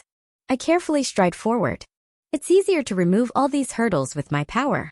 But I don't want to leave any traces behind. It is always good to have fewer enemies. Then I started my journey to the wide plain. But before I could relax, I heard a hissing sound. Hiss. Hearing that, my heart skipped a beat. I paused my movements and looked around my surroundings. When I observe, I can hear the hissing sound loud and clear. I realized it was a snake monster, but I don't know what level of order it has reached. Then I slowly followed the sound to where it came from. Finally, I spotted a large snake coiled around under a small rock. But what amazed me was that the snake was staring at me. It had already known of my presence. System probed the target's details. In my mind, I instructed the system. Ding! The host's command is recognized. Ding! The command is executed. Status panel. Target's name, ground snake. Order, First order intermediate level. Strength 40. Vitality 42. Speed 41. Stamina 44. Ability/skill, Venom Bite. A wide status panel is in front of me. Retracing my gaze from the coiled snake, I looked into its details. The next second, my expression tightened. Damn, this monster is stronger than Frank Lambert. A trace of apprehension appeared in my eyes. I never thought I would expect this level of monster so soon. The atmosphere quieted down for a moment. Other than the snake's hissing sound, which reverberated around the surroundings. Various thoughts come to mind. Then I looked at its skills. The Venom Bite skill did not surprise me. It's the most inherent skill of snake monsters. I thought about leaving, but it will be difficult to escape from the snake monster. Its speed is higher than me. Now, I slowly realized I had gotten myself into a tricky situation. Time passes. I never averted my gaze from the snake monster. But as the time passed, I felt something was wrong. The snake, which was coiled around, didn't move an inch from its place. What is going on? Next, I fixed my gaze on its abdomen. Then I realized what was wrong. I slowly breathed in relief and revealed a bitter smile. Fortunately, I have a good fighting chance this time. The crystal gem of this monster will fetch me a good amount of money. The reason I'm confident is that the snake monster appeared to have consumed a large amount of food recently. It's slowly digesting the food. After looking at the status panel again, I made it disappear. Currently, the snake monster's speed will be hindered. I can use this opportunity to slay it. After gaining some clarity, I took out the black dagger from the storage bracelet and held it in my right hand. Seeing that, the vicious snake monster hissed louder. It felt like a threat from the person in front of it. But it also sensed that human was too weak. The snake was already dissatisfied with the small amount of food it had consumed. Now there is another prey. The snake monster didn't want to lose it. The next second, it immediately dashed towards the human prey at full speed. I uttered a gravity field. A terrific gravitational field formed into a 10-meter range. The tremendous pressure brought on by the gravitational force made the snake monster startled. Using this opportunity, I moved from my previous spot. I heard an air-tearing sound from behind. I knew this monster had reached the previous spot. I need to save myself from getting a deadly bite. The next second, I used my mana reserves without any concern. With the input of such mana, the gravitational field is further stabilized. I noticed that the snake monster's speed was reduced because of the gravitational field. But I still underestimated the snake monster. The snake monster's earlier consumption of food didn't hinder its speed as much as I thought. This time, when the snake monster dashed towards me, I used a black dagger to counterattack. And when the snake monster inched closer towards me, it opened its fangs to bite me. Seeing that, I moved at full speed. When the monster was inches away from me, I sidestepped enough to avoid its frontal attack. At the same time, I gripped the dagger and made a vertical slash at the snake. Clang, small metallic sound resonated when the blade touched the scales. Seeing that, my expression hardened further. How am I supposed to fight this thing? The next second, I moved away from the spot without further ado. Only after a certain distance from the snake monster, I turned back. Then I stared at the black dagger in my hands. I realized the problem lay with my dagger. It was a basic quality product. It's normal that I can't use it against this powerful monster. What to do? Without a proper weapon, I can't even cause an injury, forget about killing it. Sigh. If I use the dagger again, it will shatter soon. I don't want to use my only weapon at this time. I'm starting to regret my lack of preparation. At least I should have bought life-saving items before coming here. There is no medicine for regret. By this time, the snake monster had launched another round of attacks. Seeing that, I started to think about a suitable escape plan. I vaguely noticed monster's speed was beginning to slow down. It was not as agile as before. Obviously, previous consumption is starting to take a toll. It would only make things worse if the snake monster continued to move with its huge abdomen. Then the stamina of the monster will continue to reduce. My eyes gleamed with surprise as I thought about a suitable plan. When the snake monster's stamina reduces, I will use that opportunity to slip away from this place. Time passes. I continued to exert the gravitational field. But every time, I didn't fight the monster head-on. My motive is to make the snake monster continue to move. Every time the snake monster uses its speed to chase me, it slowly loses its stamina. And from time to time, I check the monster's current status. And I noticed a significant drop in stamina points. But it didn't give me any sense of satisfaction. Because my consumption also increased greatly. So it's impossible for me to continue to carry this fight. So I decided to wait for the monster's stamina to drop further. Time passes. When I noticed the snake monster's stamina points dropped below 40, I immediately dispelled my gravity magic and escaped from this spot at full speed. This sudden change caught the snake monster off guard. It wants to chase its human prey, but due to a drop in stamina, the snake monster couldn't move forward.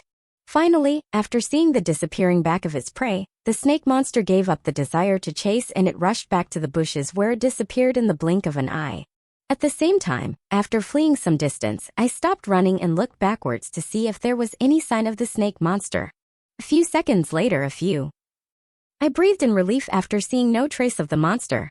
Then I found a suitable place nearby to sit and relax. Sitting on the huge rock, I started to recall the fight with the snake monster. This little episode showed me the strength of the intermediate first-order monster. A quick glint flashes in my eyes. I guess the snake monster's combat power was more or less similar to the top 3 wizards. I know about 3rd and 4th rank wizards. Their combat power might be lower compared to the snake monster. But when it comes to 1st and 2nd rank, I'm not sure, but I have a vague feeling that they might be slightly stronger than the snake monster. Stronger than intermediate first-order monsters. Which means their attributes might be higher than 50. This is just an assumption, but it's really terrifying to think it might be possible. This thought alone made me realize the seriousness of this matter. I'm seriously underestimating the combat strength of the top 2 wizards. If the 2 wizards were really that strong, then their talent must have been at least top grade. At this time, I'm happy that I didn't voluntarily offend anyone. I'll have to lay low for at least a few months. Unless my attributes reach above 40, I won't think about confronting the top 2 wizards. After gaining some clarity in my thoughts, my heart eases down a little bit. Then I raised my head to see ahead. A trace of apprehension appeared in my eyes. Should I continue my plan or forfeit it? Obviously, my lack of preparation and my previous confrontation with a snake monster made me rethink my plans. If I came across another similar monster, it would be difficult to escape. Considering my low mana reserve right now, I have to say it's an even harder time escaping alive. Sigh. I let out a deep sigh. I never thought I would make an amateur mistake. After contemplating for a few minutes, I made a firm decision. I decided to drop my plan of visiting the White Plains. I'm going to look for half-order monsters and first-order monsters below intermediate strength. At least in this way, I can collect enough crystal gems. The next second, I started to make my way back to the edge. I decided to resume my hunt in the hilly ranges. Time passes. A few hours later, I reached the huge shade tree, which I had visited the previous time.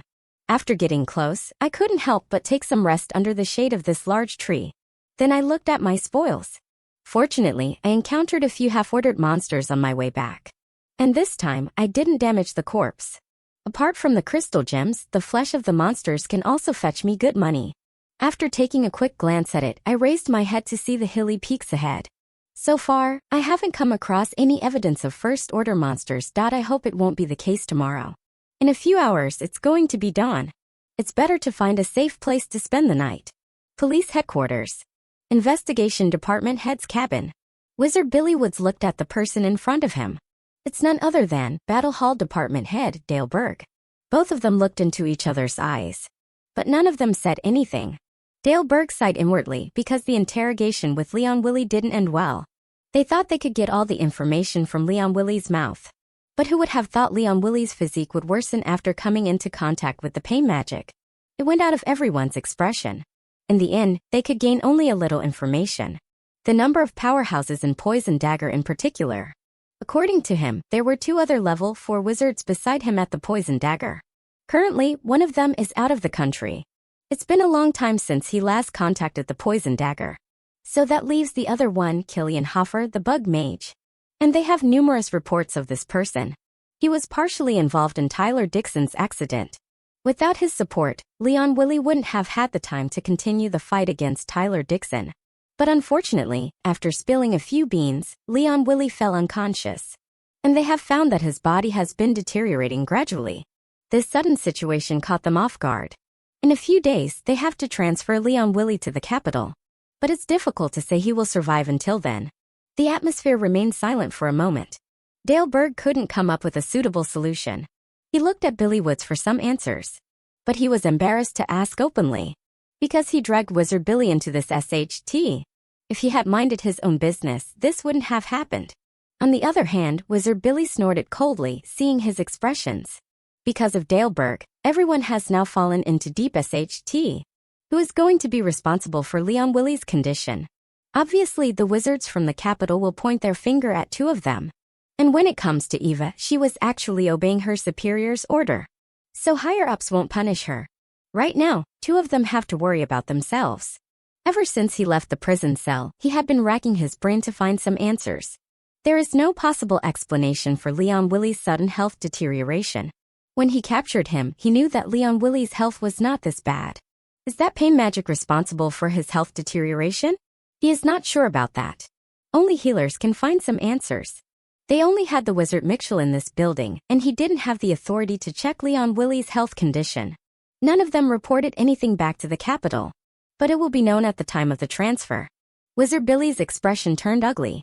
He doesn't know what consequences they are going to face if the matter is known to higher-ups. Wilderness, the city of Vinon. I continued my journey the following day. This time surprisingly I came across several herbs and fruits. Most of them were low quality, but I can fetch good money if I can collect in large numbers.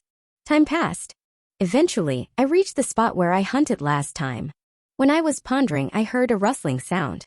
My pupils constrict hearing that. I'm sure this must be some monster. I slowed down my pace and looked for the monsters around me. Suddenly, I spotted several heads from the distance. Wolf pack, I muttered in a solemn tone. It's already difficult for me to handle one intermediate first-order monster. I hope the level of these wolves is not similar to the snake monster. The next second I saw that wolves were nearing me. They sensed my presence long ago. Seeing that, I instructed the system in mind. System, probe the target's detail. Ding! The host's command is recognized. Ding! The host command is executed. Status panel. 1. Target's name, Brown Wolf. Strength, 26. Vitality, 25. Speed, 0.28. Stamina, 27. Ability/skill, fast speed. 2. Target's name, Brown Wolf. Strength, 25. Vitality, 24. Speed, 0.27. Stamina, 26. Ability/skill, fast speed. 3. Target's name, Brown Wolf. Strength, 23. Vitality, 25. Speed, 0.24. Stamina, 24. Ability/skill, fast speed. 4. Target's name, Brown Wolf. Strength, 21. Vitality, 23. Speed, 0.22. Stamina, 21. Ability/skill, fast speed. Seeing the data from the wide status panel, a huge smile blossomed on my face. They are just entry-level first-order monsters. I can end them in a matter of minutes. After taking out the black dagger, I dashed toward the wolves. Seeing me coming, the wolf pack seemed to be startled. Not to alert the snake, I didn't leak out my breath. When I finally got closer to the monster, I uttered, "Gravity field." An invisible gravitational field formed within 10 meters. When it appeared, it immediately brought down horrific pressure on the infield. Growl. The wolves let out an agonizing growl before being crushed to the ground. PFFF, PFFF, PFFF. The monster wasn't able to withstand the terrible field and their bones were completely crushed the next second. Seeing that I paused my movements, there is no need for me to act. I saw their vitality points begin to drop down.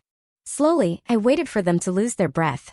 After a couple of minutes, the wolves completely lost their breath. Fortunately, my mana reserve was enough to handle this low-level battle. Then I proceed to remove the crystal gems from their head one by one. I take out a brown color crystal gem from monster's head. Looking at the pebble-sized gem, I wondered about the crystal gems from higher-level monsters.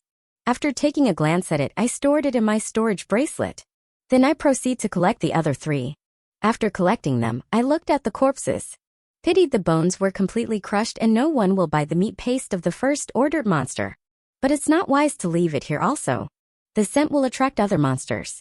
Soon I began to dispose of the corpse. After taking care of it, I continued my journey. I covered several distances to reach the hilly regions. Ahead of me was one of the hilly peaks. Seeing that, I breathed in relief. Like last time, I want to leave the wilderness on time. This time I can sell the material at an online store. This also saves me from making an unnecessary trip to Adventure Union. When I stride forward to reach the peak of the hill, a sudden doubt rose in my heart. So far I didn't come across any adventure teams, which is strange. It was the same as previous days. Shivers went down my spine. This is strange. Forget about those level 2 and level 3 wizards. Their destination might be wide plain beyond these peaks. What about level 1 wizards? There is also a considerable amount of wizards in this level 1 bracket. Why can't I see one of these? Various doubts come to mind. But soon I recovered from these thoughts and moved forward. It's very dangerous to space out while walking in this wilderness. Time passed. Half an hour later, I reached this small hill's peak. Fortunately, the path had no obstructions. Sadly, I didn't find any first-order monsters. But I used this opportunity to look for herbs and fruits. Silver moss. My eyes gleamed with surprise as I spotted a unique silver moss growing out among the dense green moss. Seeing that, I immediately proceed to collect. From the potions lesson, I heard that this silver moss is one of the basic ingredients for energy recovery potions. I don't know if it's true or not. But this is what the teacher had said. After carefully collecting the unique silver moss, I placed it inside the storage bracelet. This silver moss was in small quantity. I need to look for more. After figuring it out, I begin to check the surroundings, starting with the similar trees around this area. A couple of minutes later, I successfully collected a few batches of silver moss. I don't know the exact price of these, but I believe it won't be low. At least each batch will sell for alliance points. This is a good thing for me. Then begin to search a few other areas. Surprisingly, I came across a moonberry tree a few minutes later. Looking at the fruits, a quick glint flashes into my eyes. These fruits were good, but they won't have much effect if consumed directly. Most of the magic herbs and fruits in the wilderness were efficient only if they were concocted into potions. So it's useless to consume, but money is money after all. Even if I can't eat it, I can sell it for food money. Then I proceeded to collect some good fruits which were hanging on the tree. Time passes.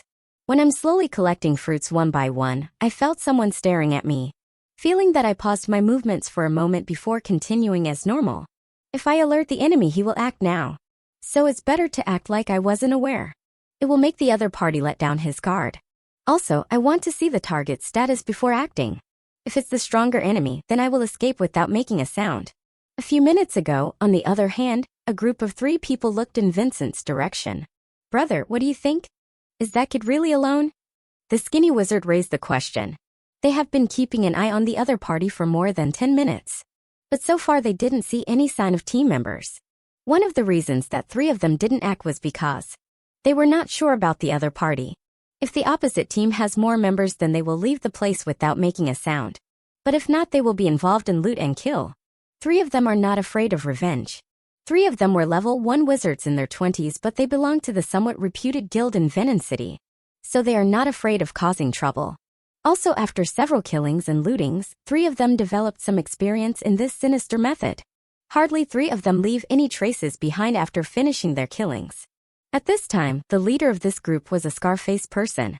After hearing his friend's words, he didn't answer him straight away. Rather, he kept looking at his surroundings to see whether anyone was coming or not. Is he alone? The leader muttered after a few minutes. He couldn't fathom what was going on. The kid ahead appears to be younger than their age. For a teenage kid to appear in this wilderness, there are only 2 reasons for it. Either he is arranged by his family to train here, or he might be the genius kid who can suppress others. The 2 cases seemed impossible to him, because in the first case he didn't see any sign of other wizards. So it is more likely that teenage kids came all alone here. As for the second case, his heart refused to think about it, because he didn't feel any oppression from the other party, which means that kid is not stronger than him, and he was likely similar to them.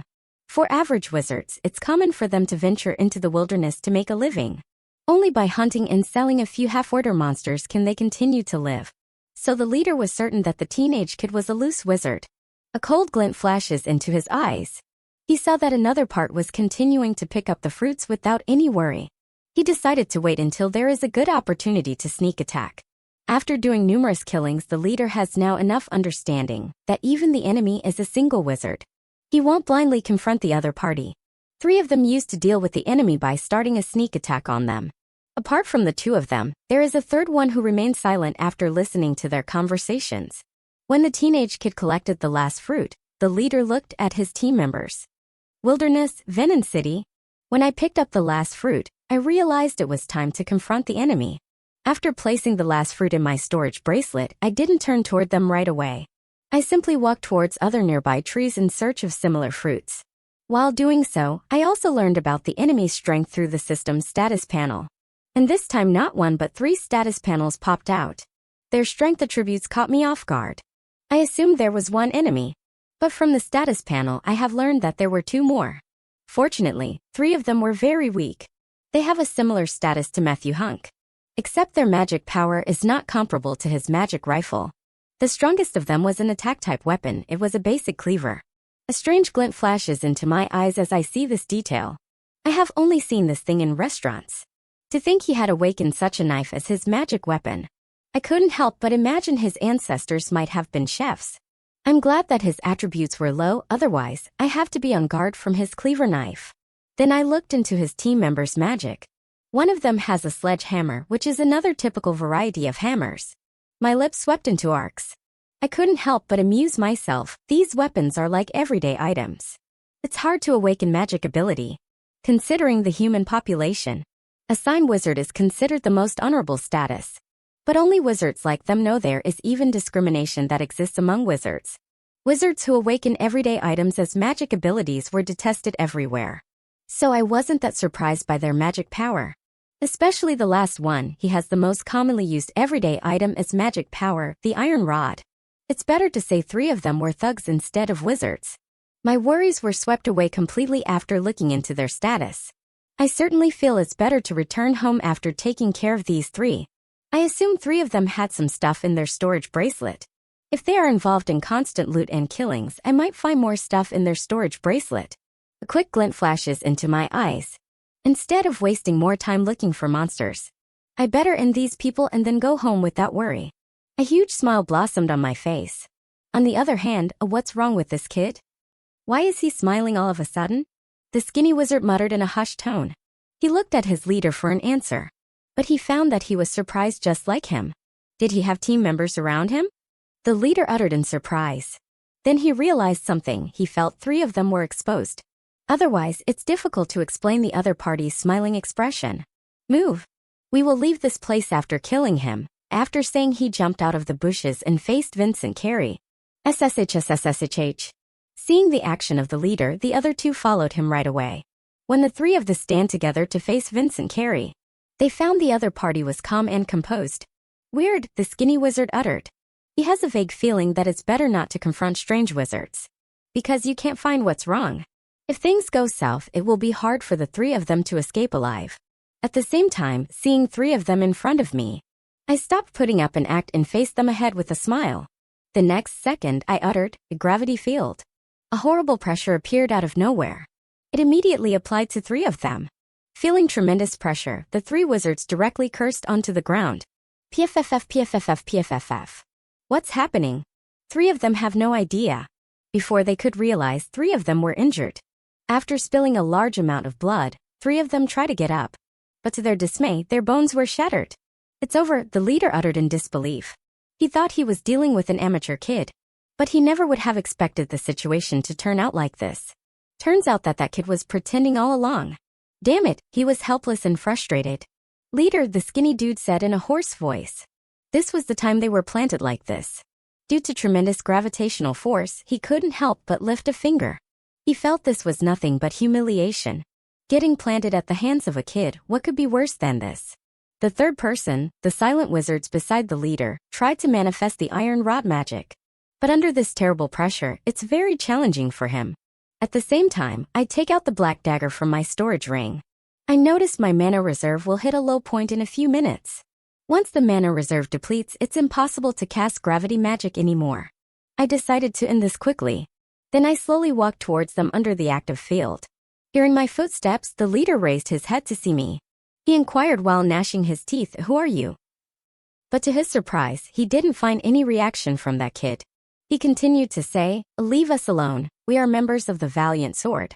Let this be bygone as bygone. You can't afford to offend our guild," he added lastly. After hearing the guild's name, I paused my movements. I'm familiar with this guild, because it makes constant headlines in the news. This is one of the top guilds in this city. I wrinkled my eyebrows in surprise. Usually, top guilds have standards of selection. It's hard to believe they have recruited wizards with such trash magic power. But even if it's true, I'm not scared. Then I continued to walk. Seeing me coming, the leader was dumbfounded. Maybe he is an outsider, the skinny wizard uttered. It was highly possible. Many young wizards from various cities came here to train. He doesn't know the exact magic of that kid, but seeing the horrible power exerted by it, he strongly felt this kid is an outsider from a powerful family. But there is no medicine for regret. 3 of them going to die here, it's a foregone conclusion. Feeling hopeless, the skinny wizard shut his eyes off. At this time, the leader was desperate.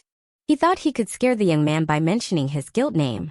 But it turns out it's not a threat at all. In desperation, the leader racked up his brain for some solution. Finally, he thought about something and his expression was condensed. This was the last thing he wanted to try. Wait, I have one more thing to tell you. But you have to let us live after that, the leader uttered in desperation. The skinny wizard who closed his eyes was dumbfounded. He did not expect the leader to come up with another solution. As far as he knows, there is nothing valuable they can give. Even their guild's name failed to provide deterrence. But the next second he widened his eyes in surprise. Before the young man could say anything, the leader opened his mouth. Another team from our guild is going to explore some secret site on White Plains. When I raised my dagger to stab him, I heard his words.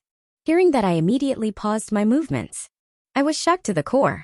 It took some seconds to digest the information. I turned towards the leader and asked in a solemn tone, "What are you blabbering about?" This news was too good to hear. If it was true, then I could strike gold. The skinny wizard was in disbelief. He never expected the leader to release this news also. Even if they somehow survive from here, they will not end up good. If higher-ups learn about their leaked information, 3 of them will be skinned alive. He couldn't help but curse at his leader. This piece of information was secret, only known to higher-ups in their guild. It's just they coincidentally overheard some of their conversations. Now that news was leaked by their leader, he couldn't help but cry without tears. The 3rd member of the team was just as surprised as the skinny wizard. He also resigned to his fate but never thought the leader would drop this bomb now. Because if the secret is known by other guilds, they won't let their guild's covert operations succeed. Especially the information leaked to the government. Then their guild will be sanctioned by the government for hiding the information from them. After releasing the seriousness of this matter, he looked at the skinny wizard. Both of them looked into each other's eyes. Other than sighing, they can do nothing about it.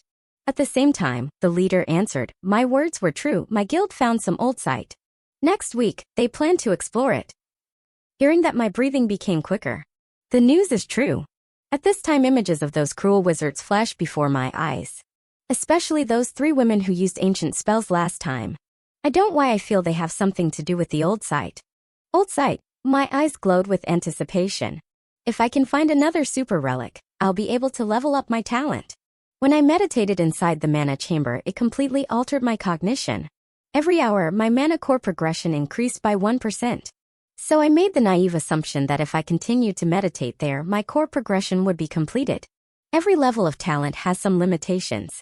So does my top-bottom grade talent. To see if my naive calculation is correct, I'll have to keep using that mana chamber. I quickly decided as a glint of light flashed into my eyes. Then I noticed 3 of them struggling for air.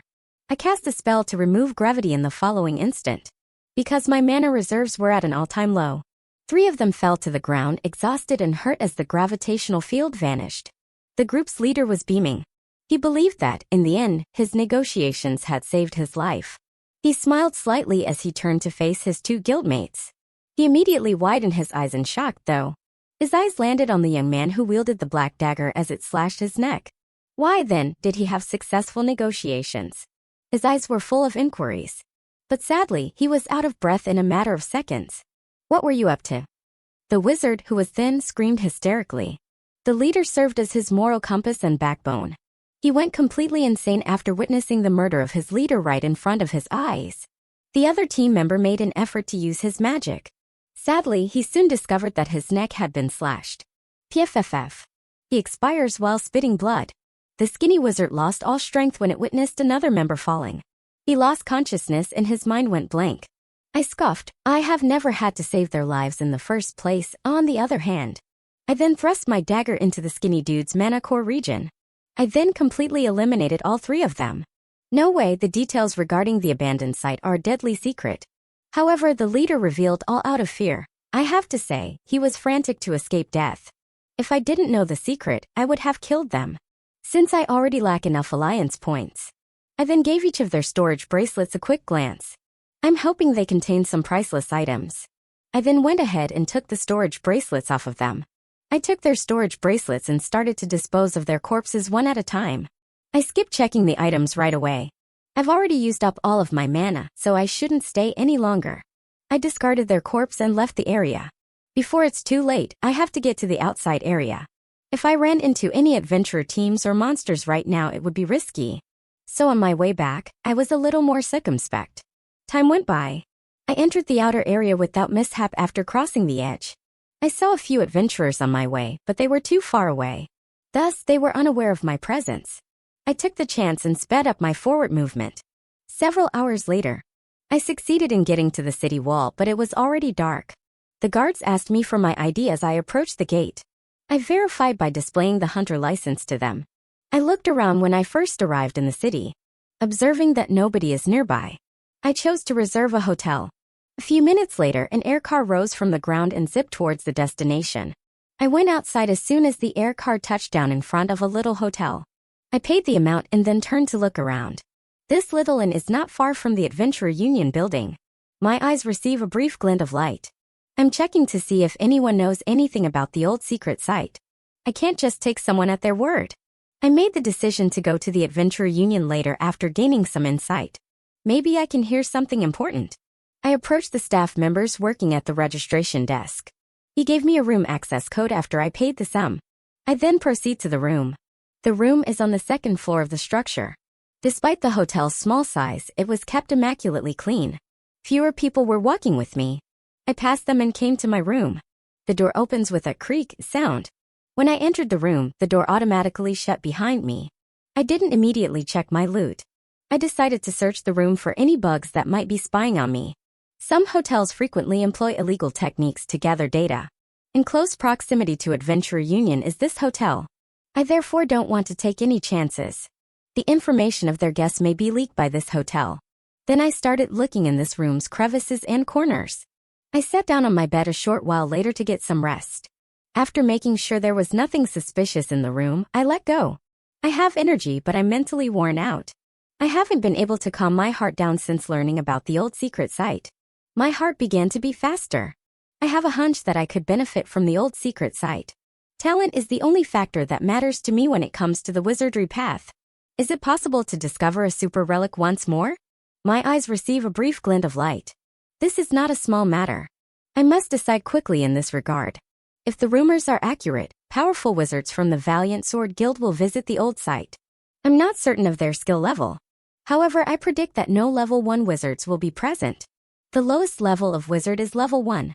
I don't believe any guild would send their weakest wizards to such a remote location. My expression darkened as I became aware of this. I'll definitely die if I go there. Now what? Should I arrive before them? But I'm not sure of the precise location. I only know where the old site is, which is somewhere on broad plains beyond the hill peaks. There is none at all for me. Should I disregard the old secret site? No, I must devise a suitable strategy. I can't just wander the open plains looking for ancient sites, taking into account the possibility that there may be many monsters present. Sigh. I remembered leaving the area after coming across the snake monster. I'm already lucky to be alive after surviving that snake monster. Realistically speaking, my strength is weak. I'm not yet qualified to travel into the vast plains. I could do something about it if I had more free time. Therefore, traveling alone across the vast plains will only result in your own death. It is preferable to consider the following practical plan. Beep. I got messages from my family when I was daydreaming. To read it, I accessed the communication watch. Reading the message didn't surprise me at all. My parents sent me messages asking where I was. I then responded to them by typing, "I will be home in a few hours," in the message. I sent the message and then quickly checked my storage bracelet. Some upscale storage bracelets perform duties that are akin to those of communication watches. That most likely required 1,000,000 alliance points. I shook my head as I infused the storage bracelet with mental energy. 3 bronze storage bracelets were floating in midair, I noticed. When I noticed that, I removed the storage bracelets to inspect the loot. I should sell all of my magic supplies to the Adventurer Union since I'll be visiting them. From the storage bracelet of the leader, a sheep scroll caught my eye. My eyes receive a brief glint of light. The scrolls are typically used for communication. What information is written there is unknown to me. As a tinge of curiosity developed in my mind, I removed the scroll so I can read it. This animal scroll has a tough surface. I'm not new to it. My parents have previously used scrolls. Some were official scrolls that their hospital had given them. Official scrolls were distinctive and made from various, high-quality magic materials, so they were not comparable to sheep scrolls. I then started reading the information on the scroll. My eyes receive a brief glint of light. Some instructions were written on the scroll. The group was asked by someone to learn more about the wizards that were prowling the edge of the wilderness. It is the precise location where the wilderness outer and inner regions are separated. Why? What might the cause be? Many questions pop into my head. Adventurer Union. I arrived at the Adventurer Union a few minutes after checking out of the hotel. When it comes to looted items, I had already discarded the looted storage bracelets. Back at the hotel, I organized the magical materials that I intended to sell, so there will be no confusion when I speak with office personnel. More than just confusion, I'm confident that no one will discover that all of the materials were stolen. I had already considered lying in order to make a convincing argument. I walk into the building the next second. I'm going to approach the same staff member who previously registered my hunter license. I perked up my ears at the same time. On this floor, there were a couple of wizards. When I saw them, I immediately thought of an old abandoned site. How can I gather the necessary data? I tensely wrinkled my brows. Then suddenly an idea clicked in my mind. If I'm not mistaken, there is a cafeteria here. I can go there and see if anyone has any ideas about the old abandoned site. I also have to keep an eye on my back here. This structure is full of powerhouses. It will be dangerous if someone notices me. But first, I need to sell my belongings. I picked up the pace after I gained some clarity. I walked through the crowd to get to the registration desk. The women's eyes widened as they saw me approaching. That elicited a smile from me. She appears to have remembered me. Cough. Hi, can you assist me with the items once more? While saying that, I pointed my fingers at a storage bracelet I was wearing. Don't tell me you had another successful hunt, the female staffer behind her says, smiling. She recognized the young man in front of her. She previously assisted him in purchasing those crystal gems. It was half-order monster crystal gems and average first-order monster crystal gems. She was curious as to what the young had brought now. Instead of answering her question, I take the items from the storage bracelet one by one. The woman's expression was normal at first as she examined the basic potion herbs. The herbs are worth a few alliance points. It didn't pique her interest. She then proceeded to assess the items. A reasonable price can be determined only after the quality has been verified. As she moves her finger across the projection screen in front of her, a silver metallic tray appeared beside her the next second. She placed the magical herbs on the tray for inspection. A blue screen appeared above the tray to scan the items that had been placed. The scanned result will appear on her projection screen at the same time. Because she had already begun the evaluation process, I paused my movements and waited for it to be completed. Several seconds later, she stated, 150 alliance points. The price didn't surprise me because those were just basic herbs. I'm already relieved to learn that it could be sold for a reasonable price. What are the other things you got? She inquired. When I heard that, I took a few boxes and placed them on the desk. The women's eyes were drawn to the boxes. What is it? She inquired. You can see it for yourself, I said. She gave a slight nod before opening the box. Her eyes widened in surprise when she noticed silver mosses in it. I must say you had a fantastic haul. Today, silver moss was in high demand. You can get more than the base price, she stated. Wow, that was unexpected. I thought you guys had enough basic materials, I remarked. Her words took me by surprise. Rare and precious materials were frequently in high demand. When it comes to basic magical materials, they can be found in any street shop. That is why hunters typically seek out rare herbs in the wilderness. Before responding, the female staff let out a small sigh. It's normal for someone to buy everything from the store. It will also take some time to replenish the stock. I had a flash of insight. How did I forget about this? The wizards who made potions used to purchase a large quantity of magical herbs. It's no surprise that silver moss is in high demand. It's also a key ingredient in potion making. But I have no idea which potion it was used in. The female staff completed her evaluation while I was lost in thought. 300 alliance points, she said after collecting the silver mosses. I nodded at her, then noticed her opening the rest of the boxes. Moonberry, where did you get this stuff? The woman's eyes widened with surprise. Silver moss was already uncommon in the wilderness, because it is a favorite food of the monsters. It's also the case with moonberry, which is a favorite food of bird monsters. The blueberry trees were usually occupied by a swarm of bird monsters. This feat is impossible for a level -1 wizard to achieve. She cast a strange look at the young man.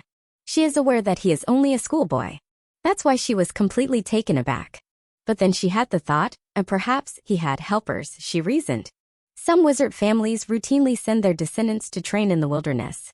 Other than that, she couldn't think of anything else. She replied, 550 alliance points. After re-evaluating the moonberries, you have a total of 1,000 alliance points.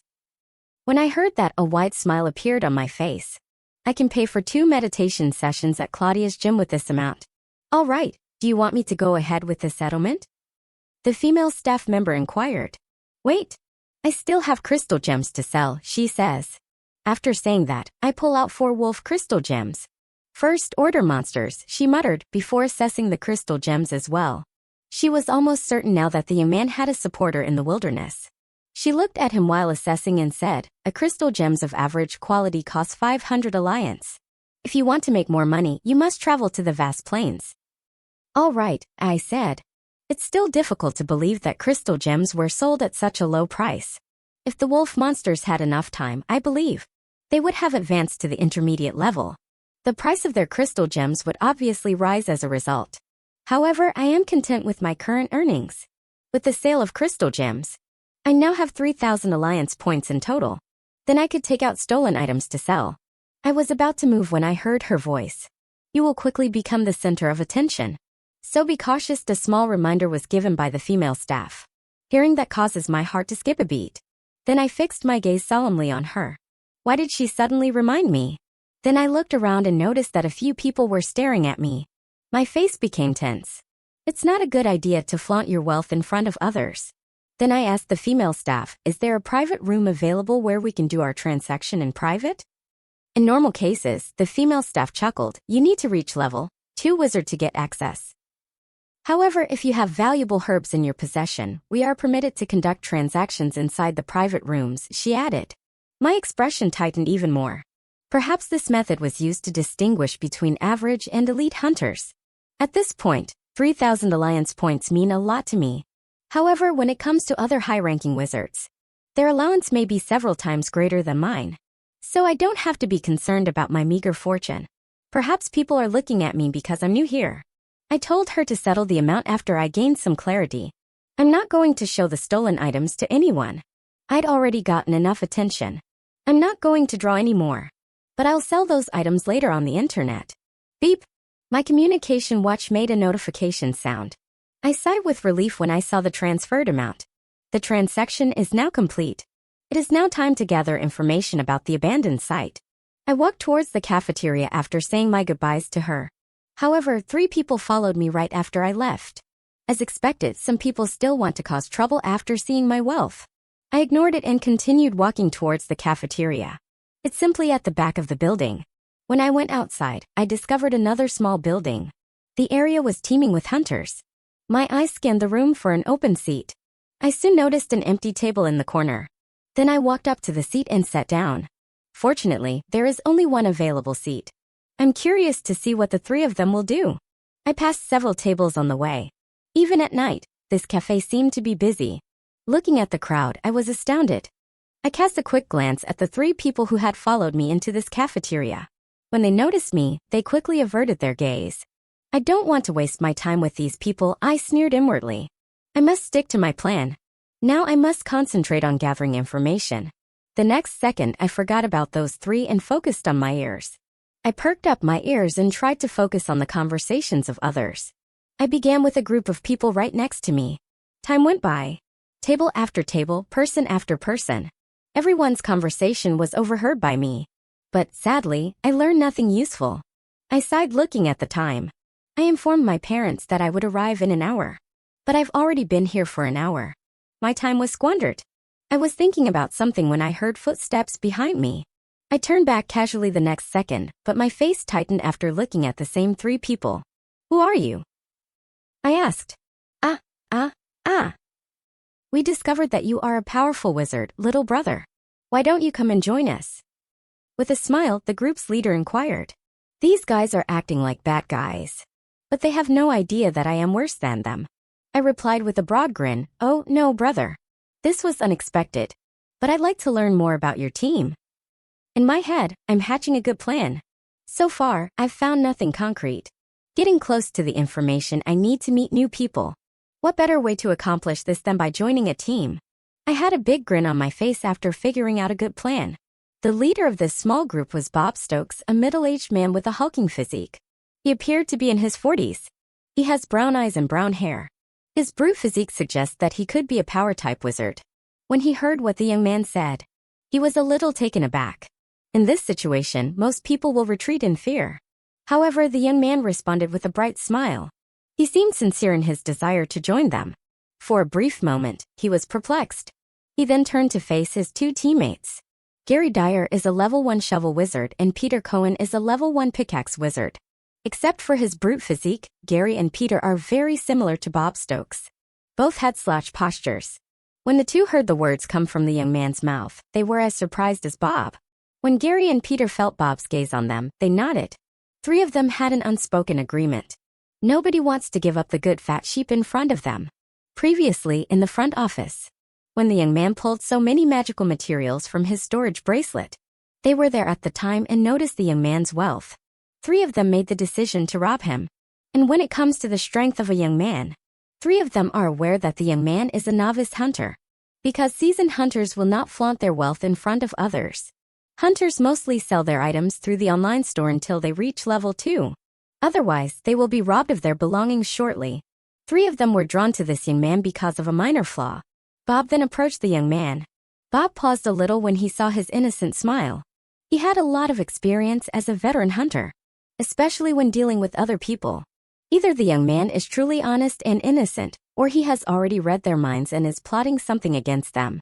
If it was the first, it was fairly normal. Most young people at this age have never seen the outside world. They have a tendency to trust everyone they meet. As a result, Bob accepted the first case. And as for the second, he doesn't believe that the young men have such a clever mind. Bob laughed the next second and said, "Aha, ha, ha. Very good, very good. Let's have a quick chat here and I'll tell you about our team and guild." Hearing that, I laughed in my heart but kept my face as innocent as possible. We discovered an empty table nearby. Four of us sat in a round and looked at each other. After introducing himself, the brute physique guy began to introduce his two friends. At the same time, I devised a fictitious identity in my head. When the three of them finished their introduction, they all locked their gaze on me. I feel like a fatty pig going under the knife. I had some reservations earlier. Meeting wild animals, 3 in the forest is extremely dangerous, adventured union. But once I discovered their magical abilities, all of my concerns vanished. Other trash magic abilities include a pickaxe and a shovel. Why are these people similar to the trash groups I killed in the wilderness? Only the group's leader is decent out of the 3. A quick glint flashed into my eyes as I looked at the leader Bob, a level 1 power-type wizard. Why don't you introduce yourself, young man? Bob was curious. I'm Kevin Smith, level 1 spoon wizard. In the same city, I live on 5th Cross Street, I said calmly. But then it's a ha ha ha. Gary and Peter both burst out laughing. They have considered numerous options. But what about this spoon wizard? Never. They thought they were the only ones with such useless trash ability, but after hearing the young man's magic, they realized they weren't. The unease in their hearts was completely removed. They both had a commanding look on the young man now. Even Bob couldn't keep his smile from breaking out. He had a big grin on his face. He anticipated that robbing this young man would take some time. But when he discovered his magical ability, he was overjoyed. Many things could be deciphered using one's magical ability. Bob is now aware that the young man possesses trash magic. He was almost certain that the young man had no background. As a result, if they kill the young man in the future, they will face no legal consequences. Bob felt the pie falling from the sky for a brief moment. Looking at the 3 laughing faces on the other hand, I was taken aback. I blurted out something that came to mind in the heat of the moment. In this city, there is no street called 5th Cross Street. I don't even know anyone who can do the spoon magic. I had no idea that such a magical ability existed in this world. 3 of them believed every word that came out of my mouth. I continued to stare at them in perplexity. 3 of them stopped laughing a few seconds later. Bob realized they were simply rude. He does not want the fat sheep to flee as a result of this. So he took the initiative to say, "Young man Kevin, don't worry, we won't discriminate against trash wizards." Gary and Peter agreed after hearing Bob's words. However, two of them were a little embarrassed. They made a minor error right now. Kevin would have suspected something was wrong if it had been a slightly older person. Fortunately, this young man is like a typical high school student. He doesn't appear to have seen much of society. Three of them sighed in relief when they saw Kevin's calm expression. "I'm used to being mocked and despised by wizards. Could you please tell me about your guild right now?" I replied with a sigh. But I'm getting frustrated inside. It's getting late and I don't have time for this idle conversation. Bob Stokes nodded, then looked at his two teammates before responding. "Our guild is one of the most powerful in the city. Valiant Sword is the name of our guild." Pride can be seen on his face when he says that. No one will bother them after hearing their guild name. A cold glint flashes into my eyes as I say, "Valiant Sword." It's surprising. All the trash that I met belong to the same guild. What's the deal with Valiant Sword's management? Why do they let trash into their guild? My rating for Valiant Sword Guild has reached rock bottom. What are the benefits of joining such a guild? But then I had an epiphany. They had access to information about the abandoned site. I'm sure the Valiant Sword Guild will send their powerful wizards next week. My expression became more condensed. This is an excellent opportunity to gather data. It is critical to contact the hunters from Valiant Sword. This way, I might be able to get a little closer to the secret information. "What's wrong, Kevin?" Bob asked, seeing the young man's worried expression. When I heard that, I retracted my thoughts and looked at the leader, saying, It's nothing. I was thinking about going into the wilderness next week." Three of them exchanged surprised glances. Bob was considering how to entice the young man to come out. But now the young man's words caused him to reconsider his strategy. The Adventurer Union? I studied three of their expressions. Initially, I considered joining their guild. But if I ask myself, I believe it will be too suspicious. I also want to know what's on their mind. After knowing me as a trash wizard, I doubt they'll be so kind as to let me join their guild. For a brief moment, the atmosphere was deafeningly quiet. People were entering and exiting the cafeteria. This insignificant interaction drew no attention. A few other hunters sat in a circle. I took a look around at my surroundings. I looked around to see if anyone was noticing us. "Why don't you join our team next week?" Bob said at this point. When I heard that, my lips curved into arcs. Then, in the next split second, I calmed down. I faced him with the same innocent expression on my face. "Cough, Leader Bob, I'm going to be a burden for you, so let it pass." "I'm grateful for your nice words," I said brightly. Bob Stokes, on the other hand, thinks to himself, "I need to convince this young man ASAP, and he dislikes dragging things out." So he immediately countered, "As fellow low-level wizards, we need to look out for each other. So don't worry about anything, we'll take care of you," Bob added, before signaling two members to speak up. Gary and Peter immediately echoed one after the other, feeling their leader's stern gaze. "The leader is correct, Kevin, we will take care of you." "All right, we'll look after you." Kevin, the leader, smiled wide when he saw the young man's worry-free expression. He thought their brainwashing was effective. When I heard that, I muttered inwardly, "Stupid." "Well, thank you for your support, and I will gladly join your team," I replied. Good, Bob said, smiling broadly. They completely believed me after seeing that. In my mind, I devised the next course of action. "Are you guys free the day after tomorrow?" I inquired eagerly. My unexpected interrogation caught them off guard. "The day after tomorrow?" Bob asked, his brow furrowed. Because three of them had decided to complete the mission task the following day. As a result, they will need some time to complete the mission. Bob predicted that it would take at least 3 days. But he is thinking about what the young man wants. Then Bob asked, "Is there something?" Gary and Peter perked up their ears next to him. "This is not the place to talk. Let us go outside," I said as I rose from my seat and walked towards the exit. I continued walking toward the exit without looking behind me. I devised a suitable strategy. The day after tomorrow, I'll travel to the vast plains with the assistance of this team. Because I have to go to the Claudia gym tomorrow. I can't put off my progress any longer. I'll be more confident in removing these people once I've gained some strength. A quick glint enters my eyes. I have a hunch that I will come across the secret information about the abandoned site sooner or later. So I shouldn't make any unnecessary moves right now. First, I'm going to see what plans this group has. I walked out of the Adventurer Union's tower building a few seconds later. When I looked at the time again, my face darkened. My parents are already suspicious of my activities. If I do not leave right now, it will raise their eyebrows even more. Should I inform them or not? But I don't think telling them will help. It only adds to their anxiety. Suddenly, I had a brilliant idea. Why don't I invest in a studio apartment? Many things are possible for me if I live independently. I can come and go whenever I want. The more I think about it, the more appealing it becomes. Let's see if things go wrong. I'll be able to live on my own after that, I muttered to myself. By this time the trio exited the building. The leader cast a glance around the room. When he saw me standing near the parking lot, he smiled and walked toward me with his 2 team members. Young man Kevin, is it okay to talk now? Bob asked as he approached me.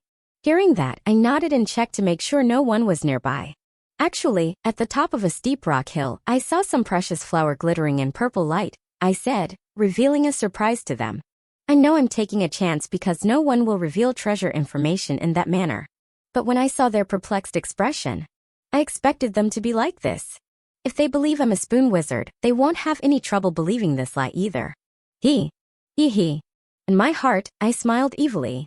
Is it treasure? Peter inquired hastily. I'm not sure. I don't know the name of the flower, I said, shaking my head in denial. Shining purple isn't a convincing argument. However, there is one flower that has similar characteristics. That's why I told them that didn't recognize the flower. This will allow them to name the flower using their little brains. Bob, on the other hand, mulls over the name for a long time. He has no recollection of seeing such flowers on hilly peaks. Is it possible? He wondered. Then Bob cast a glance at the young man in front of him, Kevin.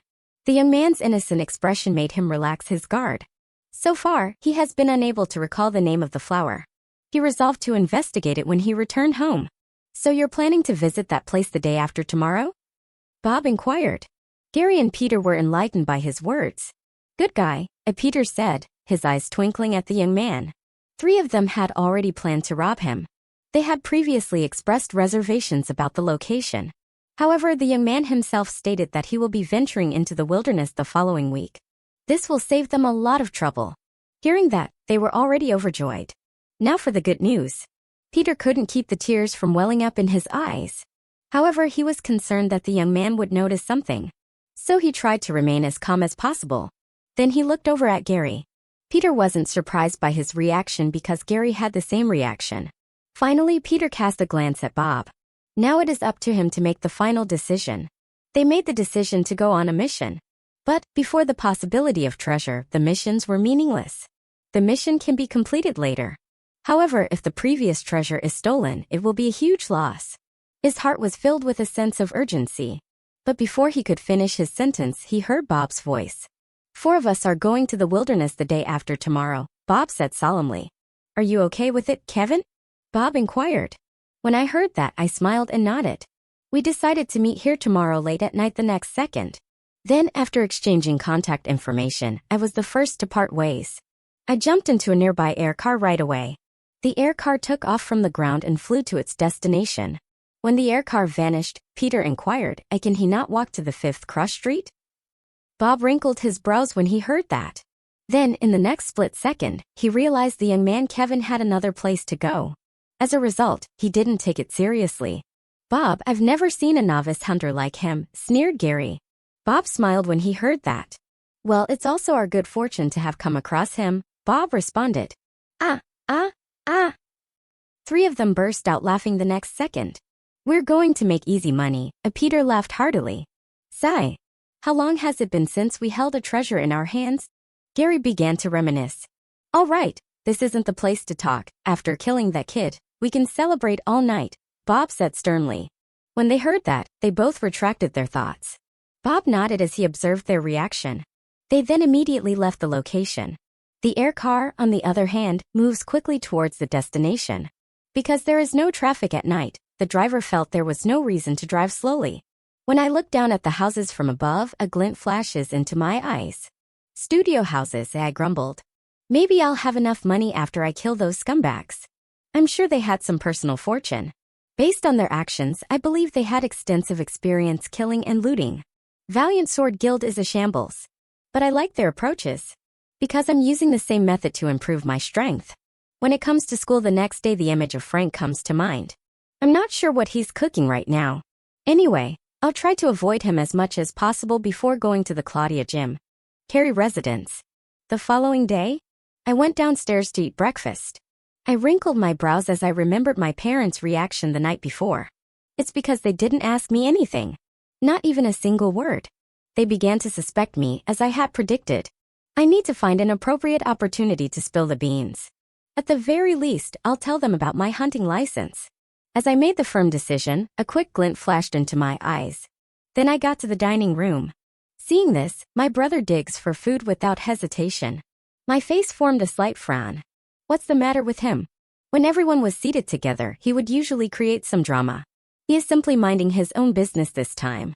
Strange, I muttered as I took my seat. Brian raised his head to look at me at this point before continuing to swallow the food. When I saw this, I made an expressionless face. I shook my head and looked at the dishes on the table. As usual, I topped my plate with scrambled eggs and a piece of manna meat. I started digging in the next second. Father Brad Carey and Mother Lila Carey, on the other hand, were conversing in the kitchen. They're having a discussion about their son Vincent. Why don't you ask him? Mother Lila suggested. Brad Carey drank a bottle of water before approaching his wife. The recent activities of their son have raised some eyebrows. But they were both hesitant to inquire. Vincent has finally emerged from his shell. As a result, they don't want to see any negative consequences as a result of their conversation. Brian's high school experience is distinct from Vincent's. Brian had never engaged in any suspicious behavior. Nothing like disappearing for a day or two and returning home. This made them both wonder if Vincent was spending time at a friend's house. Is he working on something else? Sigh. Okay, I will sit and talk with him later, Brad Carey said with a small sigh. Don't worry about it. I'll try to figure out what's going on. Lila Carey gave a nod. They both don't want an unnecessary argument in the morning. Several minutes later, I left after saying my goodbyes to my family. Fortunately, there is no drama taking place. When it comes to resolving problems, my parents were wise. I believe they share my sentiments. I guess my studio house goal will have to wait a little longer, I muttered under my breath. I arrived in front of our school's gate after a 20-minute walk. Seeing that, a thought occurred to me. My home was free of drama. But the same cannot be said in this case. Because a lot of people are conspiring against me these days. Liam Baker, Chrissy Hart, Bruce Hill, Mark Spears, Easton Brown, Matthew Hunk, and Frank Lambert. 7 people, I said. Seeing the students and faculty go inside, I joined them on their walk. I strolled toward the waiting area as usual to await Fatty. I couldn't answer his call because of my wilderness trip. What's the deal with him now? I found an empty chair to sit on after entering the waiting area. Then I remembered the previous combat class. My favorite aspect of our school is actively participating in combat class. So my thoughts didn't surprise me. Then I remembered that stranger in the white coat. Who exactly was he? I wondered. I decided to find out more about that individual in that combat class. But Frank's little scheme forced me to cancel my plans. Sigh. Then I close my eyes and take a short nap. There are 45 minutes until the class begins. Small talk between me and Fatty usually took 30 minutes. And we left class when there were only 5 minutes left. Time passed. Lucas Brad walked into the school 10 minutes later, an excited expression on his face. He seemed to have made a significant discovery. Few students passing by noticed his expression. Wizard students from Class A2 in particular. Hey, what happened to him? SSSHHH, the female student immediately warned her friend. She was concerned that their words would be overheard. Then she looked at her female bestie and asked, "What are you doing? Do you have any idea who he is?" He and a friend were arguing with top wizards. What? She was taken aback by her friend's words. She realized she had forgotten about the recent news that was making the rounds here. Let's get back to class before he notices us. The next second, a small group of female students from Class A2 dashed to their classroom. The news of Vincent's victory over Matthew had already spread like wildfire throughout the school. Because of the weekend, it was difficult to see the impact. It's a new week now. Some of them are looking forward to watching a good show. Lucas, on the other hand, realized he was being a little too enthusiastic. So he took a deep breath and dashed towards the waiting area. I opened my eyes and decided to stretch at the same time. I got up from my seat and began doing it. A few seconds later, I noticed a swarm of balls charging toward me at full speed. When I saw that, a wide smile appeared on my face. There's something going on, I thought to myself. Fatty would not react in this manner unless something had happened. When he came to a halt in front of me, he gasped for air. Are you a wizard? I inquired, seeing his state. Brother, my physique is slowly improving. It will take some time to get in shape, Lucas said as he adjusted his posture. I mused. I realized Fatty is committed to losing weight. Then I decided to inquire about the subject. So, what are you excited about? I asked before settling back into my seat. We got our new headmaster, I saw Fatty say with a bright smile. What? I jumped up from my seat and looked him in the eyes. Is it true? I inquired. Brother, do you remember the person with the white coat? Lucas Brad replied. Combat class, I exclaimed, surprised. Then I noticed Lucas nodding. Gasp? I exclaimed before collapsing back into my seat. When Lucas Brad saw this, he let out a small laugh. Ha ha. Brother, I had the same reaction as you. Who would have guessed that stranger would be our new headmaster? Lucas Brad smiled. Fatty is correct, but I'm surprised for another reason. I'm not sure if the new headmaster is the same as the previous one. Fortunately, I didn't put on much of a show in that combat class. Nonetheless, I am uneasy now that I know he is our new headmaster. I'm not sure where this is going. I had a feeling another variable would appear soon. But it's a good thing I'm sticking to a low-key strategy. I'm not interested in making a statement just yet. There is still time until the scholarship competition. It will happen at the end of the year. And I believe my strength would have increased by leaps and bounds by then. It took me a few seconds to regain my composure. Tell me about him, I said.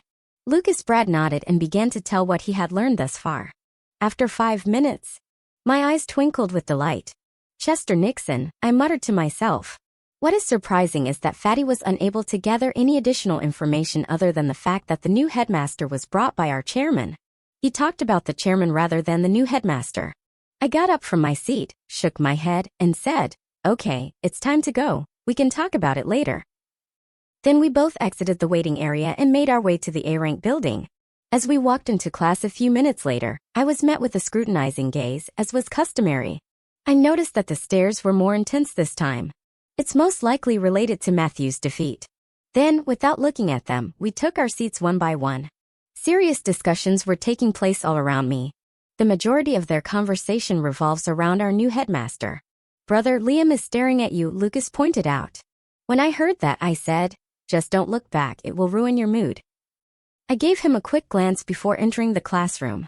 I can't believe they still have a grudge against me. My fight with Matthew should have put an end to them. But it appears that it is not the case. Liam has a negative attitude. He won't learn unless he is beaten. I recall the last time our fight nearly ended in a tie before the teachers arrived. He had the upper hand most of the time, I realized. This was my last battle with him, but I'll face the top wizards again soon. And my challenge will begin with him. I will make certain that Liam does not bother me again. Time went by.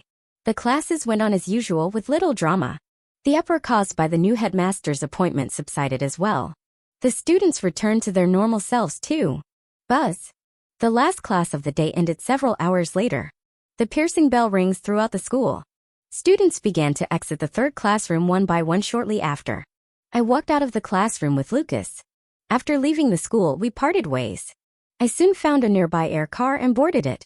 Go to the train station, I told the driver. Before starting the car, the middle-aged driver nodded. The air car rose slowly from the platform before speeding away to the destination. I looked at the school as it faded from view. When the school was completely out of sight, I sat down comfortably in my seat. I slowly recalled the events of the day. It was one of those days when you couldn't tell when the class started and when it ended, as if there is no nonsense in between. Perhaps this sensation is unique to me, because I had no one to deal with today. Liam Baker and others appeared to be going about their business. Frank Lambert, the fourth-rank wizard, and his sidekick, Matthew Hunk, appeared calm and composed. They appeared to have forgotten about previous episodes. So no one bothered me today. That's a little strange. After returning from the Adventure Union last night, I considered various scenarios, but nothing came to pass. That doesn't mean I'll relax my guard and change my plans. The more unexpected things happen, the more uneasy I become. Although all of my adversaries remained silent today, this does not mean that they have abandoned their malicious plot against me. After much thought, I concluded that ignoring the facts was more dangerous. My mind immediately recalls Frank Lambert. Before anyone else, I need to figure out what Frank Lambert's plan is against me. He is currently posing a greater threat than the clown Liam. A quick glint enters my eyes. Frank does not appear to be simple. So I'm thinking in my heart that I should get rid of him like former 5th rank wizard Jake House. However, it is undeniable that multiple disappearances of wizard students will raise suspicions of others. The disappearance of elite wizards from Class A1 in particular will have multiple consequences. If such a disappearance occurs, the wizard organization will be involved, in my opinion. So I have a lot of reservations about killing the other party. I'd already killed 2 of my class's wizards. One is a top-rank wizard, while the other is a bottom ranker. So far, the disappearance of these 2 has not raised any red flags. To deal with Frank Lambert and others, killing them is the last thing on my mind. I can suppress these jumpy clowns at any time as long as I improve my strength. The air car arrived at its destination quickly. I got out of the car after paying the bill.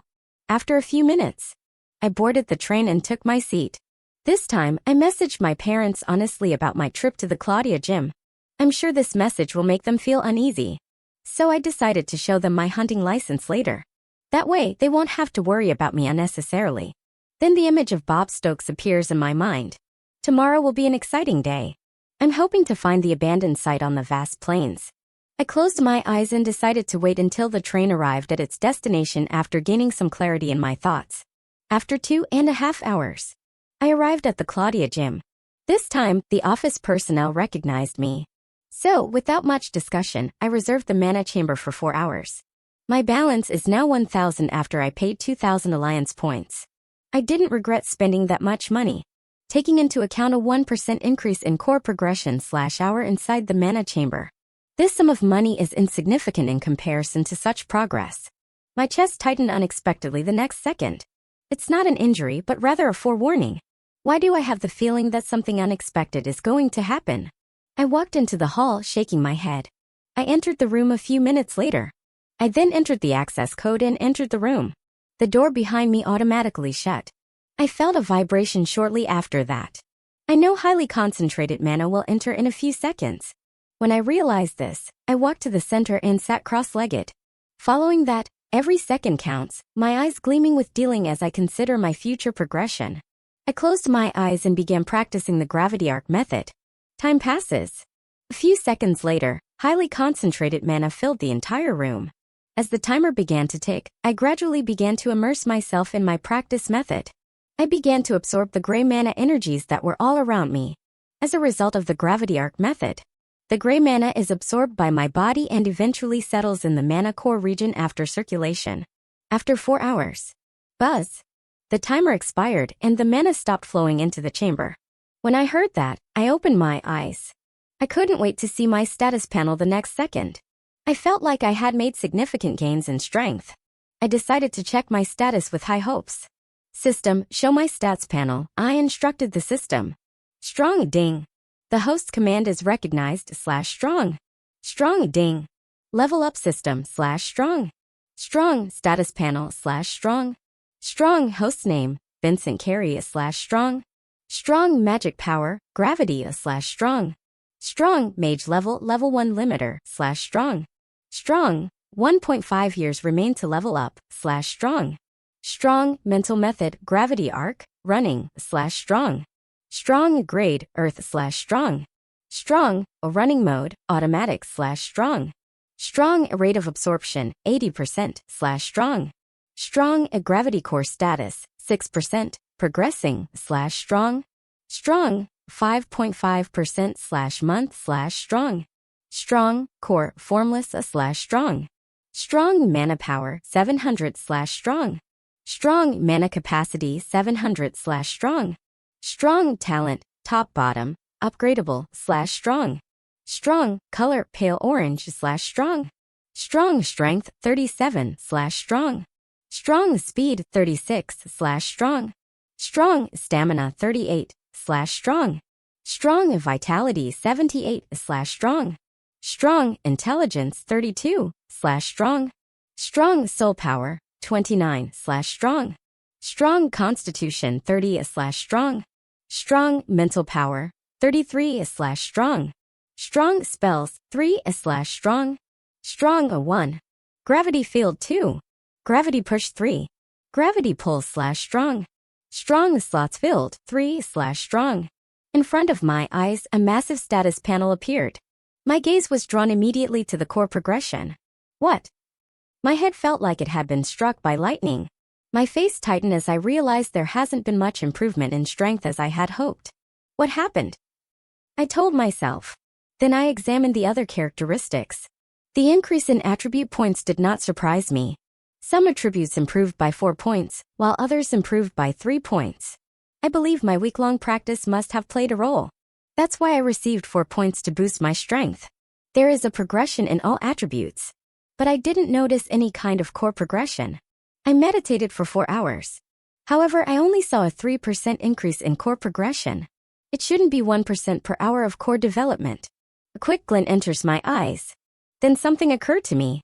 Only the system has an explanation for this inexplicable situation. System, what happened to my core progression? I thought to myself. Strong ding.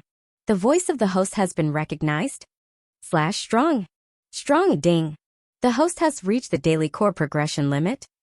/strong. Strong ding. Wait until the next 24 hours for the limit to disappear. Strong. I'm at a loss for words after hearing the words. As a result, core progression has a daily limit. When I realized what it was, I smiled bitterly. I went too far in my imagination the last time. I expected a breakthrough after 97 hours of practice in the mana chamber. Now that I think about it, how naive was I? I wanted to smack my head against the wall. What a blunder.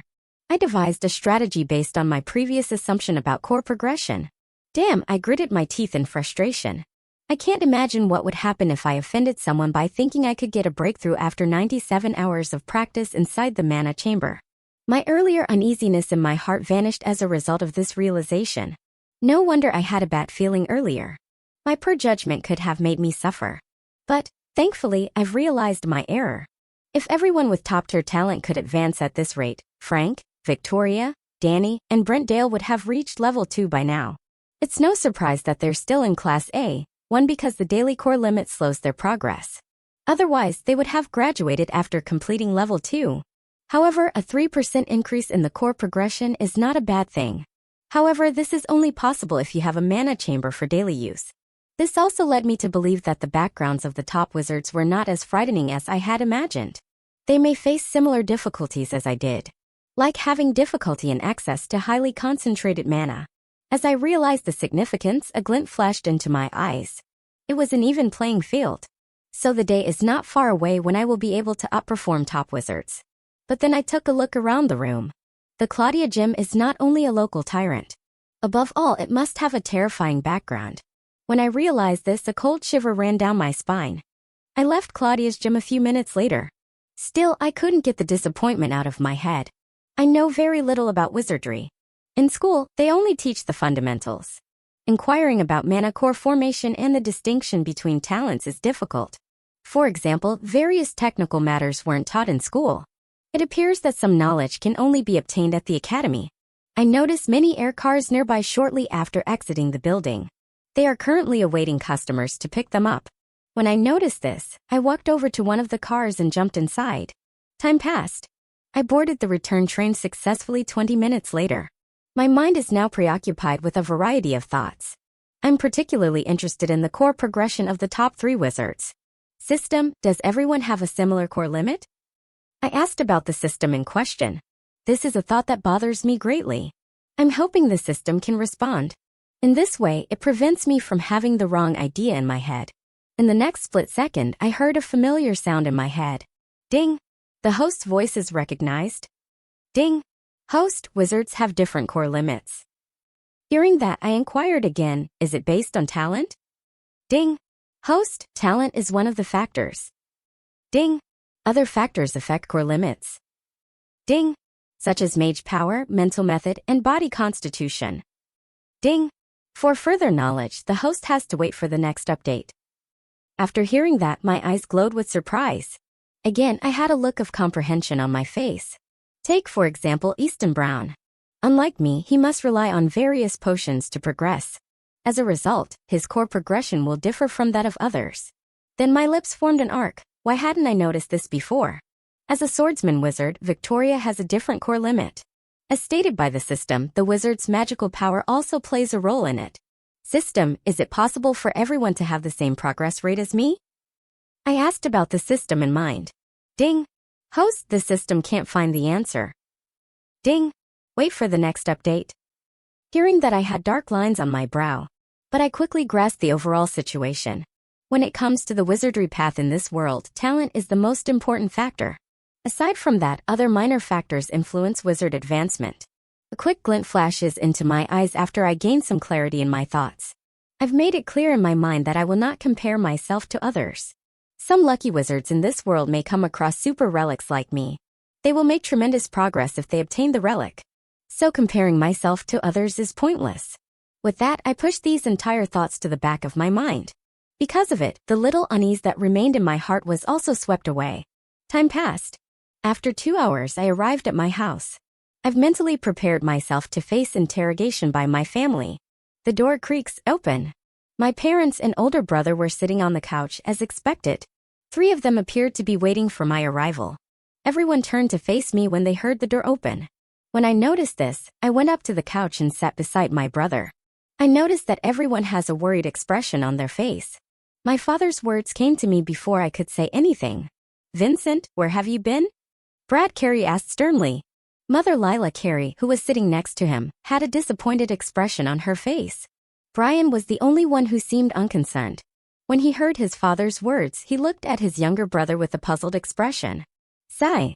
I let out a small sigh as I noticed the various expressions. "I messaged you earlier, Dad," I replied. "We've seen it, but where did you get the money for the Claudia gym?" Mother Lila Carey quickly interjected. Then I realized it wasn't a good idea to continue the conversation. So I quickly pulled out my communication watch. 3 of them were taken aback by Vincent's actions. "Vincent," said Mother Lila, slightly irritated. She noticed the novice hunter's license hovering above her son's watch the next second. "This?" Brad Carey, on the other hand, figured it out quickly. Is he now aware of where Vincent gets his money? Hunter is one of the most dangerous occupations on the planet. This profession is mostly used by loose wizards to make a living. Because high-ranking wizards despise this profession. Because the hunter profession is vastly different from that of a prestigious profession such as runic wizards. Brad expected his son to follow the runic wizard's footsteps. But he hadn't expected Vincent to become a hunter. Is it due to a lack of funds? In his heart, he felt rage and disappointment. Brian Carey, on the other hand, was completely taken aback when he saw the hunting license. He was completely taken aback. "How is it possible?" he asked, surprised. Unlike his parents, he had a completely different reaction. He was aware that his younger brother had recently awakened. But where does his ability to hunt monsters come from? Is gravity power as powerful as people claim? Brian stared in disbelief at his younger brother Vincent. I smiled inwardly as I watched everyone's reactions. "I just joined the Adventure Union a few days ago," I explained. "Did you go to the wilderness?" Mother Lila inquired, her voice worried. When I heard that, I began to explain my wilderness adventure. I decided to leave out the events in the inner area. I'm only going to describe my battle with half-order monsters. After 5 minutes. When I finished explaining, the atmosphere became solemn for a brief moment. I turned to face my parents. But I couldn't figure out what they were thinking. My father in particular is frowning after hearing my response. Then I noticed my mother, who appears to be in calm. She is no longer tense. She was probably concerned that I was keeping secrets from my family. My good brother, I realized, is another existence beside me. I approached him and observed his reaction. Unlike Mum and Dad, he is looking at me with a wry smile on his face. "What's the matter?" I asked, my brow furrowed. If my good brother is overjoyed about something, I may have done something wrong. Brian, on the other hand, was astounded by his younger brother's achievements. But he had a good understanding of his parents. Both have negative feelings about the hunter profession. That's why he wasn't allowed to join the Adventure Union in high school. But his poor brother did something without his parents' permission. He is aware that both must have been deeply disappointed. This awkward situation bothered me at the same time. I resolved to get over this as soon as possible. Because I have a big day tomorrow. So I need to make travel arrangements. Cough. "Can I leave now?" I asked. Both nodded when they heard that. I exhaled a sigh of relief when I realized this. The next thing I knew, I was getting up from my seat and walking toward my room. But first, I turned to look at my good brother before leaving. I can already tell how bad Brian is. He's envious of me. This is something I was aware of, especially after discovering my magical ability. Brian harbors ill will toward me. This is not something that can be found in sibling relationships. I can't imagine what his reactions would be. If he knows the real me, I'll snort coldly inside. I went straight to my room after catching a glimpse of him. Brian Carey, on the other hand, remained silent until Vincent left the living room. When Vincent vanished from his sight, Brian turned to face his parents and said, "Dad, Vincent is no good. It's not easy to hunt in the wilderness. He must have joined some adventurer team, and if it's a bad team, I'm not sure how his future will be." Brian expressed concern. Brad Carey remained silent after hearing this, but he had already begun to think deeply about it. Lila Carey, on the other hand, was upbeat about the situation. "Vincent will officially join his academy after 2 years," she replied. "The competition within the academy is usually insane, so it's also a good idea for him to join the Adventurer Union, where he might learn a thing or two about people's hearts," she added. She then immediately remembered something. "Brad, I know you don't like Adventurer Union, but our son is different from us. He has a bright future ahead of him," she told her husband. "He will quickly rise to high positions. So don't prevent him from exploring the wilderness." Both had unpleasant memories of the Adventurer Union. Inside the wilderness, killing and looting were commonplace. However, wizards who have survived and experienced such situations usually have a different outlook on life. She believes Vincent will require this experience in the future. Brad Carey realized he was overthinking certain things. He sighed deeply before nodding at her. After getting inside my room, I collapsed on my bed. I didn't get outside until the time for dinner. Later, the dinner went smoothly. Then a few minutes later, I started to get ready for the wilderness trip. First, I need to find the availability of some stuff online. I accessed my communication to find monster attractive powder and miasmic potions. Last time, I went to the wilderness without much preparation. This time I decided to buy some items for emergency use. After checking the store online, I found the availability of some items. I'm not going to order them now. Instead, I'll visit the store later. Beep! I received sound buzzes suddenly. I saw it was a message from Bob Stokes. My lips swept into a gentle arc. He is confirming whether I'm going to come or not. Then I replied to the message by saying I'll arrive at the Adventurer Union early morning. After sending it, I started at the display screen for a couple of seconds. Then I received a reply from him saying okay. Why is he hurrying to die? I mumbled under my breath. 3 of them going to be my guide to the White Plains. Once my goal is achieved, I'll kill them. After gaining some clarity in my thoughts, I opened the map of the wilderness in my communication watch. This digital map is more convenient than sheep scroll ones. When the map was opened, I immediately began to observe the White Plains section. There are not many hills on the White Plains. It is open land. It's even rare to find a common tree like a shade tree in this particular area. In my opinion, that is what makes this place very dangerous. There are a lot of first and second monsters roaming in this large open land. Unlike the hill terrain, in this open land it's difficult to hide your presence from the monsters. If it's a higher order monster, it can easily sense your presence on White Plains. Is it an abandoned site? Or something else?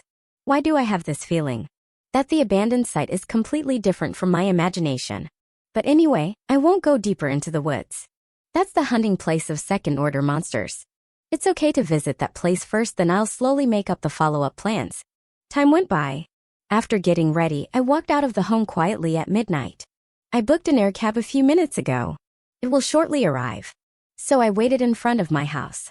5 minutes later, when the air cab landed, I hopped inside and told the driver to go to Venom City. I want to purchase a few things before meeting Bob and his team members.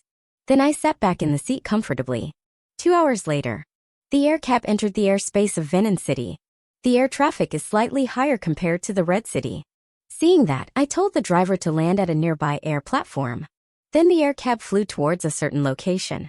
After a few minutes, I saw the landing platform. The air cab slowly starts to descend after arriving at this place. When it completely touched the ground, I stepped out of the car. I paid the amount before leaving this place. Some important potion shops are within walking distance from here. So I decided to go to these shops one by one.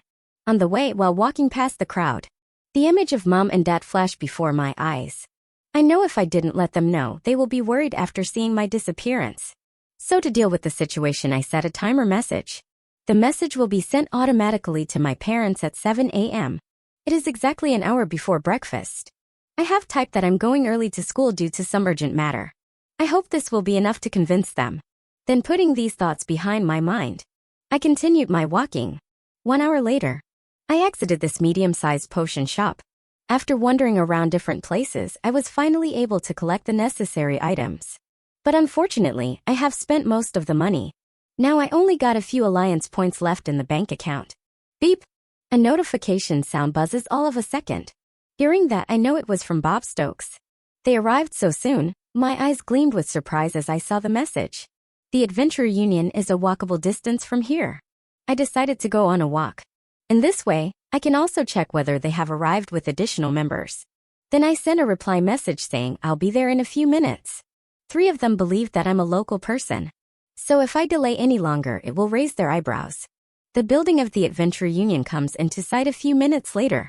I walked a little bit forward to check the entrance gate. Then I saw 3 people standing there together and seemed to wait for someone's arrival.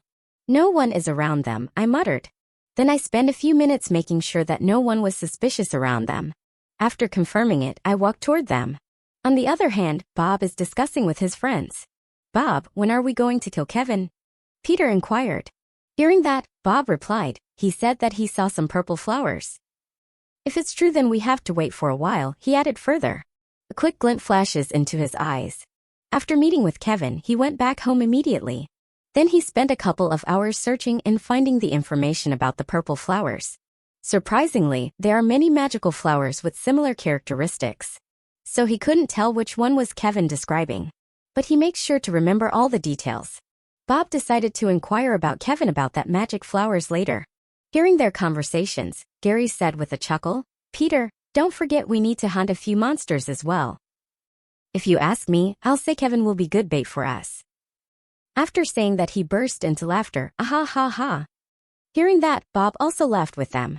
Then he noticed a person walking towards them. When he realized that the person is none other than Kevin, he immediately signaled others to remind them. Then 3 of them stopped talking. On the other hand, when I arrived in front of them, 3 of them revealed bright smiles on their face. Kevin, can you tell me about the flower again? Bob asked all of a sudden. Hearing that, I realized I have told them a false name. I almost forget about it. Cough.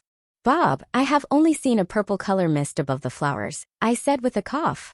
Unfortunately, I left that place in fear of monsters, I added further. I put up an innocent act in front of them. Peter and Gary looked into each other's eyes. They were surprised to hear from Bob. Now both of them realized that Bob is seriously considering checking the flowers. Bob? Peter said. Bob raised his hand to stop him. I know what I'm doing, he said in a stern tone. He knows 2 of them to have different ideas in their mind. Peter wants to kill Kevin and check his valuables as soon as possible. Gary wanted to use Kevin as bait to attract the monster, where he wants to check the location of the purple flower. But one thing is certain, Kevin will die in the end. Seeing that the 2 of them became quieted down, Bob turned towards Kevin. Do you remember that place? Hearing that, I nodded. Then we can leave now, it's not good to waste any more time here, Bob said. The next second, we found 2 air cabs to hop in. 2 air cars rose from the ground side by side and flew towards the city wall. I decided to buy a pass. But I found Bob has already purchased a pass for me. When the 2 air cars reached the city wall, both slowly landed on the platform. When I stepped outside, I saw Bob is paying the amount to the cab drivers. Looking at him, I realized he is quite optimistic about the purple flowers. I revealed an amusing smile on my face. I want to see what is he going to do then. When 3 of them realized it was a complete lie. Then 4 of us entered the wilderness after showing the pass to the guards. Seeing that, Bob is looking at me. I said, I'll guide you after crossing the edge. Hearing that, Bob nodded. Then 4 of us rushed towards the destination at full speed. I noticed Peter and Gary were completely dissatisfied with Bob's arrangement. Since he is the leader of their team, they can't do anything. So both silently followed him. Seeing their reactions, I sneered inwardly. They think their plan is absolute. But this is not the right time to kill them. So I'll have to wait a little more. The city of Venom. After an hour, we covered half the distance of the outer area. Our journey was smooth because we hasn't come across monsters on the way, which saved us from wasting energy and time. I believe if this goes on, we will reach the edge of the outer area soon. From time to time, I saw 3 of them cast a glance at me. I know they want to get rid of me sooner than later. But my mind is now occupied with different thoughts. I don't know. What will I encounter on the White Plains? I'm hoping to get some clues at least. When I was lost in my thoughts, I heard a rattling sound from ahead. After that, 4 of us halted our movements instantly. Wait here, I'll go and check. After saying that, Bob Stokes walked forward slowly. Seeing that the 3 of us stopped making any movements. From the rattle sound alone, I can guess it's a snake monster. Which brings me back the bad memories. I hope it's not second-order monster. And the chances of encountering second order in this outer area are also low. So I waited with others. On the other hand, Peter casually glanced at Kevin, Vincent, and found that Kevin was calm and composed. For a moment, he couldn't believe his eyes. Usually the first order and above monsters are nightmares for trash wizards like them. The reason Bob went ahead to check, it's also because of their trash magic. He and Gary won't able to provide any assistance to Bob. Usually in the wilderness, they both act as assistants to Bob. Right now, watching Kevin's calm expression, Peter asked, Kevin, are you not scared? Hearing that, Gary was also surprised. He turned to face Kevin, Vincent, just like Peter. After hearing that, I came to realize that I'm acting out of order. But it took me less than seconds to come up with a lie. I'm scared inside. But I have trust in Bob. With his heavily built body, he can easily solve any troubles, I replied in a solemn tone. I kept my expression as normal as possible. Because we have come a long way, I don't want to get things to worsen right now. Peter furrowed his eyebrows. He couldn't able to find anything wrong with Kevin's, Vincent's statement. But still he has a vague feeling in his heart that Kevin is different from usual novice hunters. Then he immediately put behind these thoughts because he knows sooner or later Kevin will die. Even if he and Gary decided to let him live by any chance, Bob on the other hand will certainly not let him go. So he wasn't afraid that Kevin would cause any trouble. Gary watched Peter's reaction. He can't ask openly because of Kevin's presence. So he silently stood and waited for Bob's arrival. 10 minutes later, 3 of us heard loud laughter from distance. I squinted my gaze to recognize the person. The person is Bob Stokes, then why is he laughing? I watched ahead with a curious gaze. Soon Bob Stokes reached closer to us.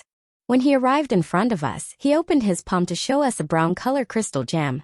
The crystal gem was in thumb size. Before I could think, I heard Gary's questioning. What happened? Is that crystal gem of snake monster? Gary asked while his gaze is fixated on the crystal gem in Bob's hand. Bob observed the reaction of everyone one by one. But when he saw Kevin's face, he paused for a moment. Is he evaluating my crystal gem? He thought to himself. He was stunned for a moment. No way. Kevin is just a novice hunter. Maybe he is appreciating the gem, Bob Stokes thought to himself. Then instead of answering Gary's question first, he placed the crystal gem in his storage bracelet. Only after storing the item, he replied, it's just average early first-order monster. It's not a big deal. After saying that, he cast a glance at Kevin before saying, let's go, we have to reach the dividing edge in time. Perceiving Bob's gaze, I kept my face as normal as possible. Then under his command, we continued our journey. The only thing that can expose me right now is the appearance of strong monsters. While rushing forward, I purposely kept my speed slow as possible. From time to time, I put an act by gasping for breath, which further delayed the time. Peter and Gary didn't say anything, but I can see they were also having trouble keeping up the speed Bob. So if I didn't show any signs of tiredness now, it will raise the eyebrows of Bob Stokes. Fortunately, I saw Bob didn't complain about it. I guess that purple flower made him wait. Then a few minutes later, we resumed our journey. Time went by. After 1.5 hours, we reached the border of the outer area. I have to say nothing beats an experienced team. We used a completely different route to come here. I guess this Bob is not only strong but cunning as well. If we use the normal route, we may come across another adventurer team. It will be more dangerous than encountering monsters. If the team is hostile towards us, then Bob would have guessed we won't be able to support him during the fight. Then I saw 3 of them discussing something seriously. Why do I feel they didn't come here for the purple flower only? Did they accept any guild mission? A quick glint flashed into my eyes as I realized it. Why haven't I thought about it before? There is a possibility for 3 of them to do some kind of mission. What is it? If it's anything to do with the abandoned site, then I have to find out what is it. Seeing that, 3 of them continued to discuss. I walked up to them. On the other hand, Bob said to his two friends, "Don't forget that. We have to do some information gathering here." Hearing that, Peter commented, "I don't think hunters from other strong guilds will show up today." He didn't say it directly, but the other two can easily understand his meaning. If they dare to come, then our guild's strong wizards will make them disappear, Gary said with a laugh. Three of them didn't mind Kevin's presence at all. In their minds, Kevin is just a disposable product. Bob saw Kevin walking towards them. He immediately coughed to remind the other two, a cough. Bob doesn't want Kevin to listen to their conversation, because there are chances of another party finding something suspicious and then fleeing. Especially at this dividing edge. Bob doesn't want something like that to happen. On the other hand, I watched the three of them quiet down a moment. But I overheard a few words from their mouth. In particular, strong wizards. I'm sure that something is going on. Looking at Bob, I asked, "Oh, what happened?" "There is still a lot of distance to cover before reaching that purple mist area," I added. Hearing that, a quick glint flashed into Bob's eyes. Instead of answering, he looked at his friends. Various thoughts appeared in Bob's mind. Before coming here, their guild manager asked them to do a compulsory gathering of information. And the place of doing that mission is also the same place which they are currently located at. But Bob has a different plan in his mind. He can't say no to a compulsory mission. So he accepted the mission, but he has planned to do it for a limited time. He is not interested in wasting an entire day here. After pondering for a moment, he said to Kevin, "Vincent, we will take a rest here. Then we will continue our journey after a few hours," Bob added further. Hearing that, I smiled inwardly. I'm sure it's not rest but a mission. So I didn't ask back anything. I walked away before nodding at him. I'm going to hide behind the shade tree. For them, it will look like I'm taking a rest. But actually, I want to see what the three of them are up to. Seeing that, Kevin believed his words. Bob relaxed his tense eyebrows. He then looked at Peter and Gary. It's time for them to start the mission. Then three of them separated in different directions. They are going to hold positions under three different trees. Fortunately, the trees in this area were quite large and they are surrounded by dense vegetation. If someone uses this dense vegetation to hide, it will provide them with good covers. So because of this, three of them were not going to expose that easily. On the other hand, after seeing three of their actions, I sneered inwardly. I believe they are going to spy on others. Apart from it, I couldn't think of anything else. Especially with three of their strength. It's impossible to fight against the adventurer team from other guilds. So they are more likely going to collect information and send it to their guild later. After gaining some clarity, I decided to watch their movements. Time goes by.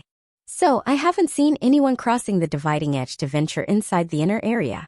As time goes on, I became slightly irritated. I thought about using these guys in my plan. But here they are wasting time gathering information. Slowly, I waited further. Eventually, I saw the sunrise. Then a couple of minutes later, I decided to contemplate whether to do something or not. Three of them not going to get back unless they gather some information. When I was feeling bad about it. Beep! I got a notification reminder from my communication watch. 7 a.m., I mumbled under my breath. This is a reminder that I had set at midnight. Now, messages were sent automatically to parents. Hereafter, they won't fret after seeing my disappearance. At this time, I felt something good was happening. The next moment, I heard some disturbance from the bushes behind me. Hearing that, I became alert and walked out of the vegetation where I was hiding immediately. I quickly found an open space to stand in. A good idea comes to mind. If it's a monster, then I'll start to run, leading the monster towards the inner. And other three will believe that I'm running away in fear. I guess after seeing that, three of them will stop their current mission. Especially Bob Stokes. He wanted to check out the purple misty area. He doesn't want to see me in danger until he checks out the area. When the good plan finally formed in my mind, I smiled inwardly. Then I squinted my eyes to see what was coming out of the bushes. Suddenly, the first order boar monster jumped out of the bushes. After looking at the monster size, I know this is not half-order monster. Right now, I have an urge to probe the monster's details. But if I do that, it will take a couple of seconds of mine just to go through the stats. So I decided to lead the monster to the inner area. Then I started to run, and at the same time, there was a dreadful look on my face to fool others. Seeing me running, the brown-colored boar began to chase me. Then I deliberately slowed down my speed to justify my trash wizard image. On the other hand, hearing a sudden commotion, Bob, Peter, and Gary immediately take notice of the situation. This? Peter startled. He hadn't expected such a situation to occur. But the next second, a huge smile blossomed on his face. He wanted to see Kevin Vincent dead, so that he can collect his valuables. Now the boar monster is doing its job. He is fine with it. Then he will later check his corpse. But Bob was mad. He already thought about doing a half-hearted mission, because his mind was full of those magical purple flowers. After reading that book back at his home, he developed a strong idea of seeing this flower at least once. Right now, seeing Kevin Vincent being chased by a wild boar monster, Bob decided to help and save him from the monster. At the same time, he made up his mind to stop this mission. He then turned around and signaled at the other two members to follow him. After doing that, he started to chase the boar monster from behind. Seeing his unexpected actions, Gary muttered, "What's wrong with him?" He then spotted Peter, who has the same puzzling expression on his face as him. Then he saw Bob is getting farther away. He decided to chase him as well. Soon after, Peter joined him, then both followed behind Bob. While running, Peter asked, "Do you believe about that purple flower?" Besides, Gary, who is running at the same speed, heard Peter's words. A quick glint flashes into Gary's eyes. He then answered in a solemn tone, "Actually, I did some research. We have old information in our guild recorded by veteran hunters. The information says some of the veteran hunters have seen strange flowers back in their days," Gary added further. Hearing that, Peter was shocked inside. He asked back, "Is it true?" Shaking his head, Gary replied, "I don't know." The old guys themselves were not sure about this. Later, the information was passed down as rumors. He added further, "Wow, to think there was such rumor back in the days," Peter said to himself. Then Peter thought of something important. He asked, "Did you tell Bob about this?" After saying that, he slowed down his speed, so both can speak freely. Gary shook his head and replied, "No, I haven't told him about this. Besides, this is just a rumor. And I don't think Kevin has seen it either." A look of understanding appeared on Peter's face. He said, "So, that's why you didn't want to waste time in killing Kevin." To that, Gary revealed a wide grin on his face.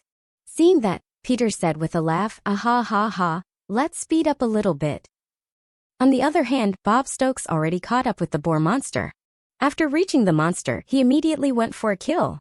Perceiving a grave threat from behind, the boar monster tries to flee. But Bob was quick enough to act. He used his Hercules strength to crush the monster. Then he proceeds to remove the thumb-sized crystal gem from the monster. After storing it inside the storage bracelet, he searched for Kevin Vincent. "Where is he?" He muttered to himself as he looks around the surroundings in search of Kevin. By the time, Peter and Gary caught up to him. Seeing that, Bob gave a cold snort. A harumph, he knows these two cowards deliberately came late. Then, without minding it, he immediately asked, "Did anyone have seen you him?" Hearing that, Peter and Gary looked into each other's eyes. They thought that Bob was already caught up with Kevin Vincent. Then both of them began to search.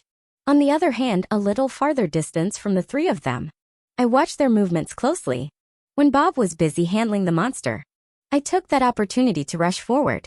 I'm going to act like I'm exhausted. Soon, three of them found my traces and walked toward me. Seeing me collapsed on the ground, Bob stepped forward to help me. After getting up from the ground, I thanked him. Then I said, "Bob, I think we should leave now, because you won't be able to handle all the enemies. In case you are outnumbered, then it will be hard to even escape alive," I added in a solemn tone. "This sucks, but I have to continue this acting for now." Hearing my words, three of them became silent for a moment. I guess they shouldn't have expected concern from me. Sigh. Bob let out a deep sigh before saying, "Okay, we will leave the wilderness after searching that purple mist area." I smiled inwardly. But Peter and Gary were not happy with Bob's arrangement. It can be seen from their ugly faces. Then I led three of them towards the specific peak, which is close to the White Plains. And I'm going to follow the same route where I encountered that snake monster last time. I hope today there won't be any second-order monster. Little Stargate High School. Time passed. Class A1. The classes started as per schedule on time. But one person was rather dull and was not interested in listening to the lecture. He is none other than Lucas Brad. Earlier, he had sent multiple messages to Vincent, but in return he received no reply from him. What happened to him? Lucas thought to himself. He knows about Vincent's background. Vincent's parents were healers and his elder brother was already in the academy. It also goes by name something called Violet Heart. So apart from coming to school, Vincent has no other work. Lucas was wondering whether Vincent decided to sleep all day in his room. If it's a normal day, he won't mind Vincent's absence. But today he feels something bad. Lucas doesn't know how to point it out exactly, but he strongly feels like he should have taken a day off. On the other hand, numerous gazes fell on Vincent's empty seat, starting from Liam Baker to Frank Lambert. Every adversary of Vincent was wondering, where is this guy? Especially Liam Baker. Last time, he completely lost the fade. After witnessing Matthew Hunk's thrashing, none of them dared to step up to challenge Vincent. Liam was more disappointed with Easton Brown. This guy had eaten his resources, but he didn't help him at all. Liam felt bad for pouring numerous resources on him. The only thing he held his hope on power-type wizards. He felt Vincent won't be able to succeed against power-type wizards. That's why he didn't tear his face with Easton Brown yet. Liam hoped to test Vincent's limit. But seeing that guy is absent today, his interest got plummeted instantly. But his eyes caught the glimpse of Lucas Brad. Again, he started to think of a bad plan. The city of Venin Wilderness? Several hours later, I successfully directed everyone to the same narrow path where I had encountered the snake monster the previous time. If we continued on our current path, we would soon arrive at the vast plains.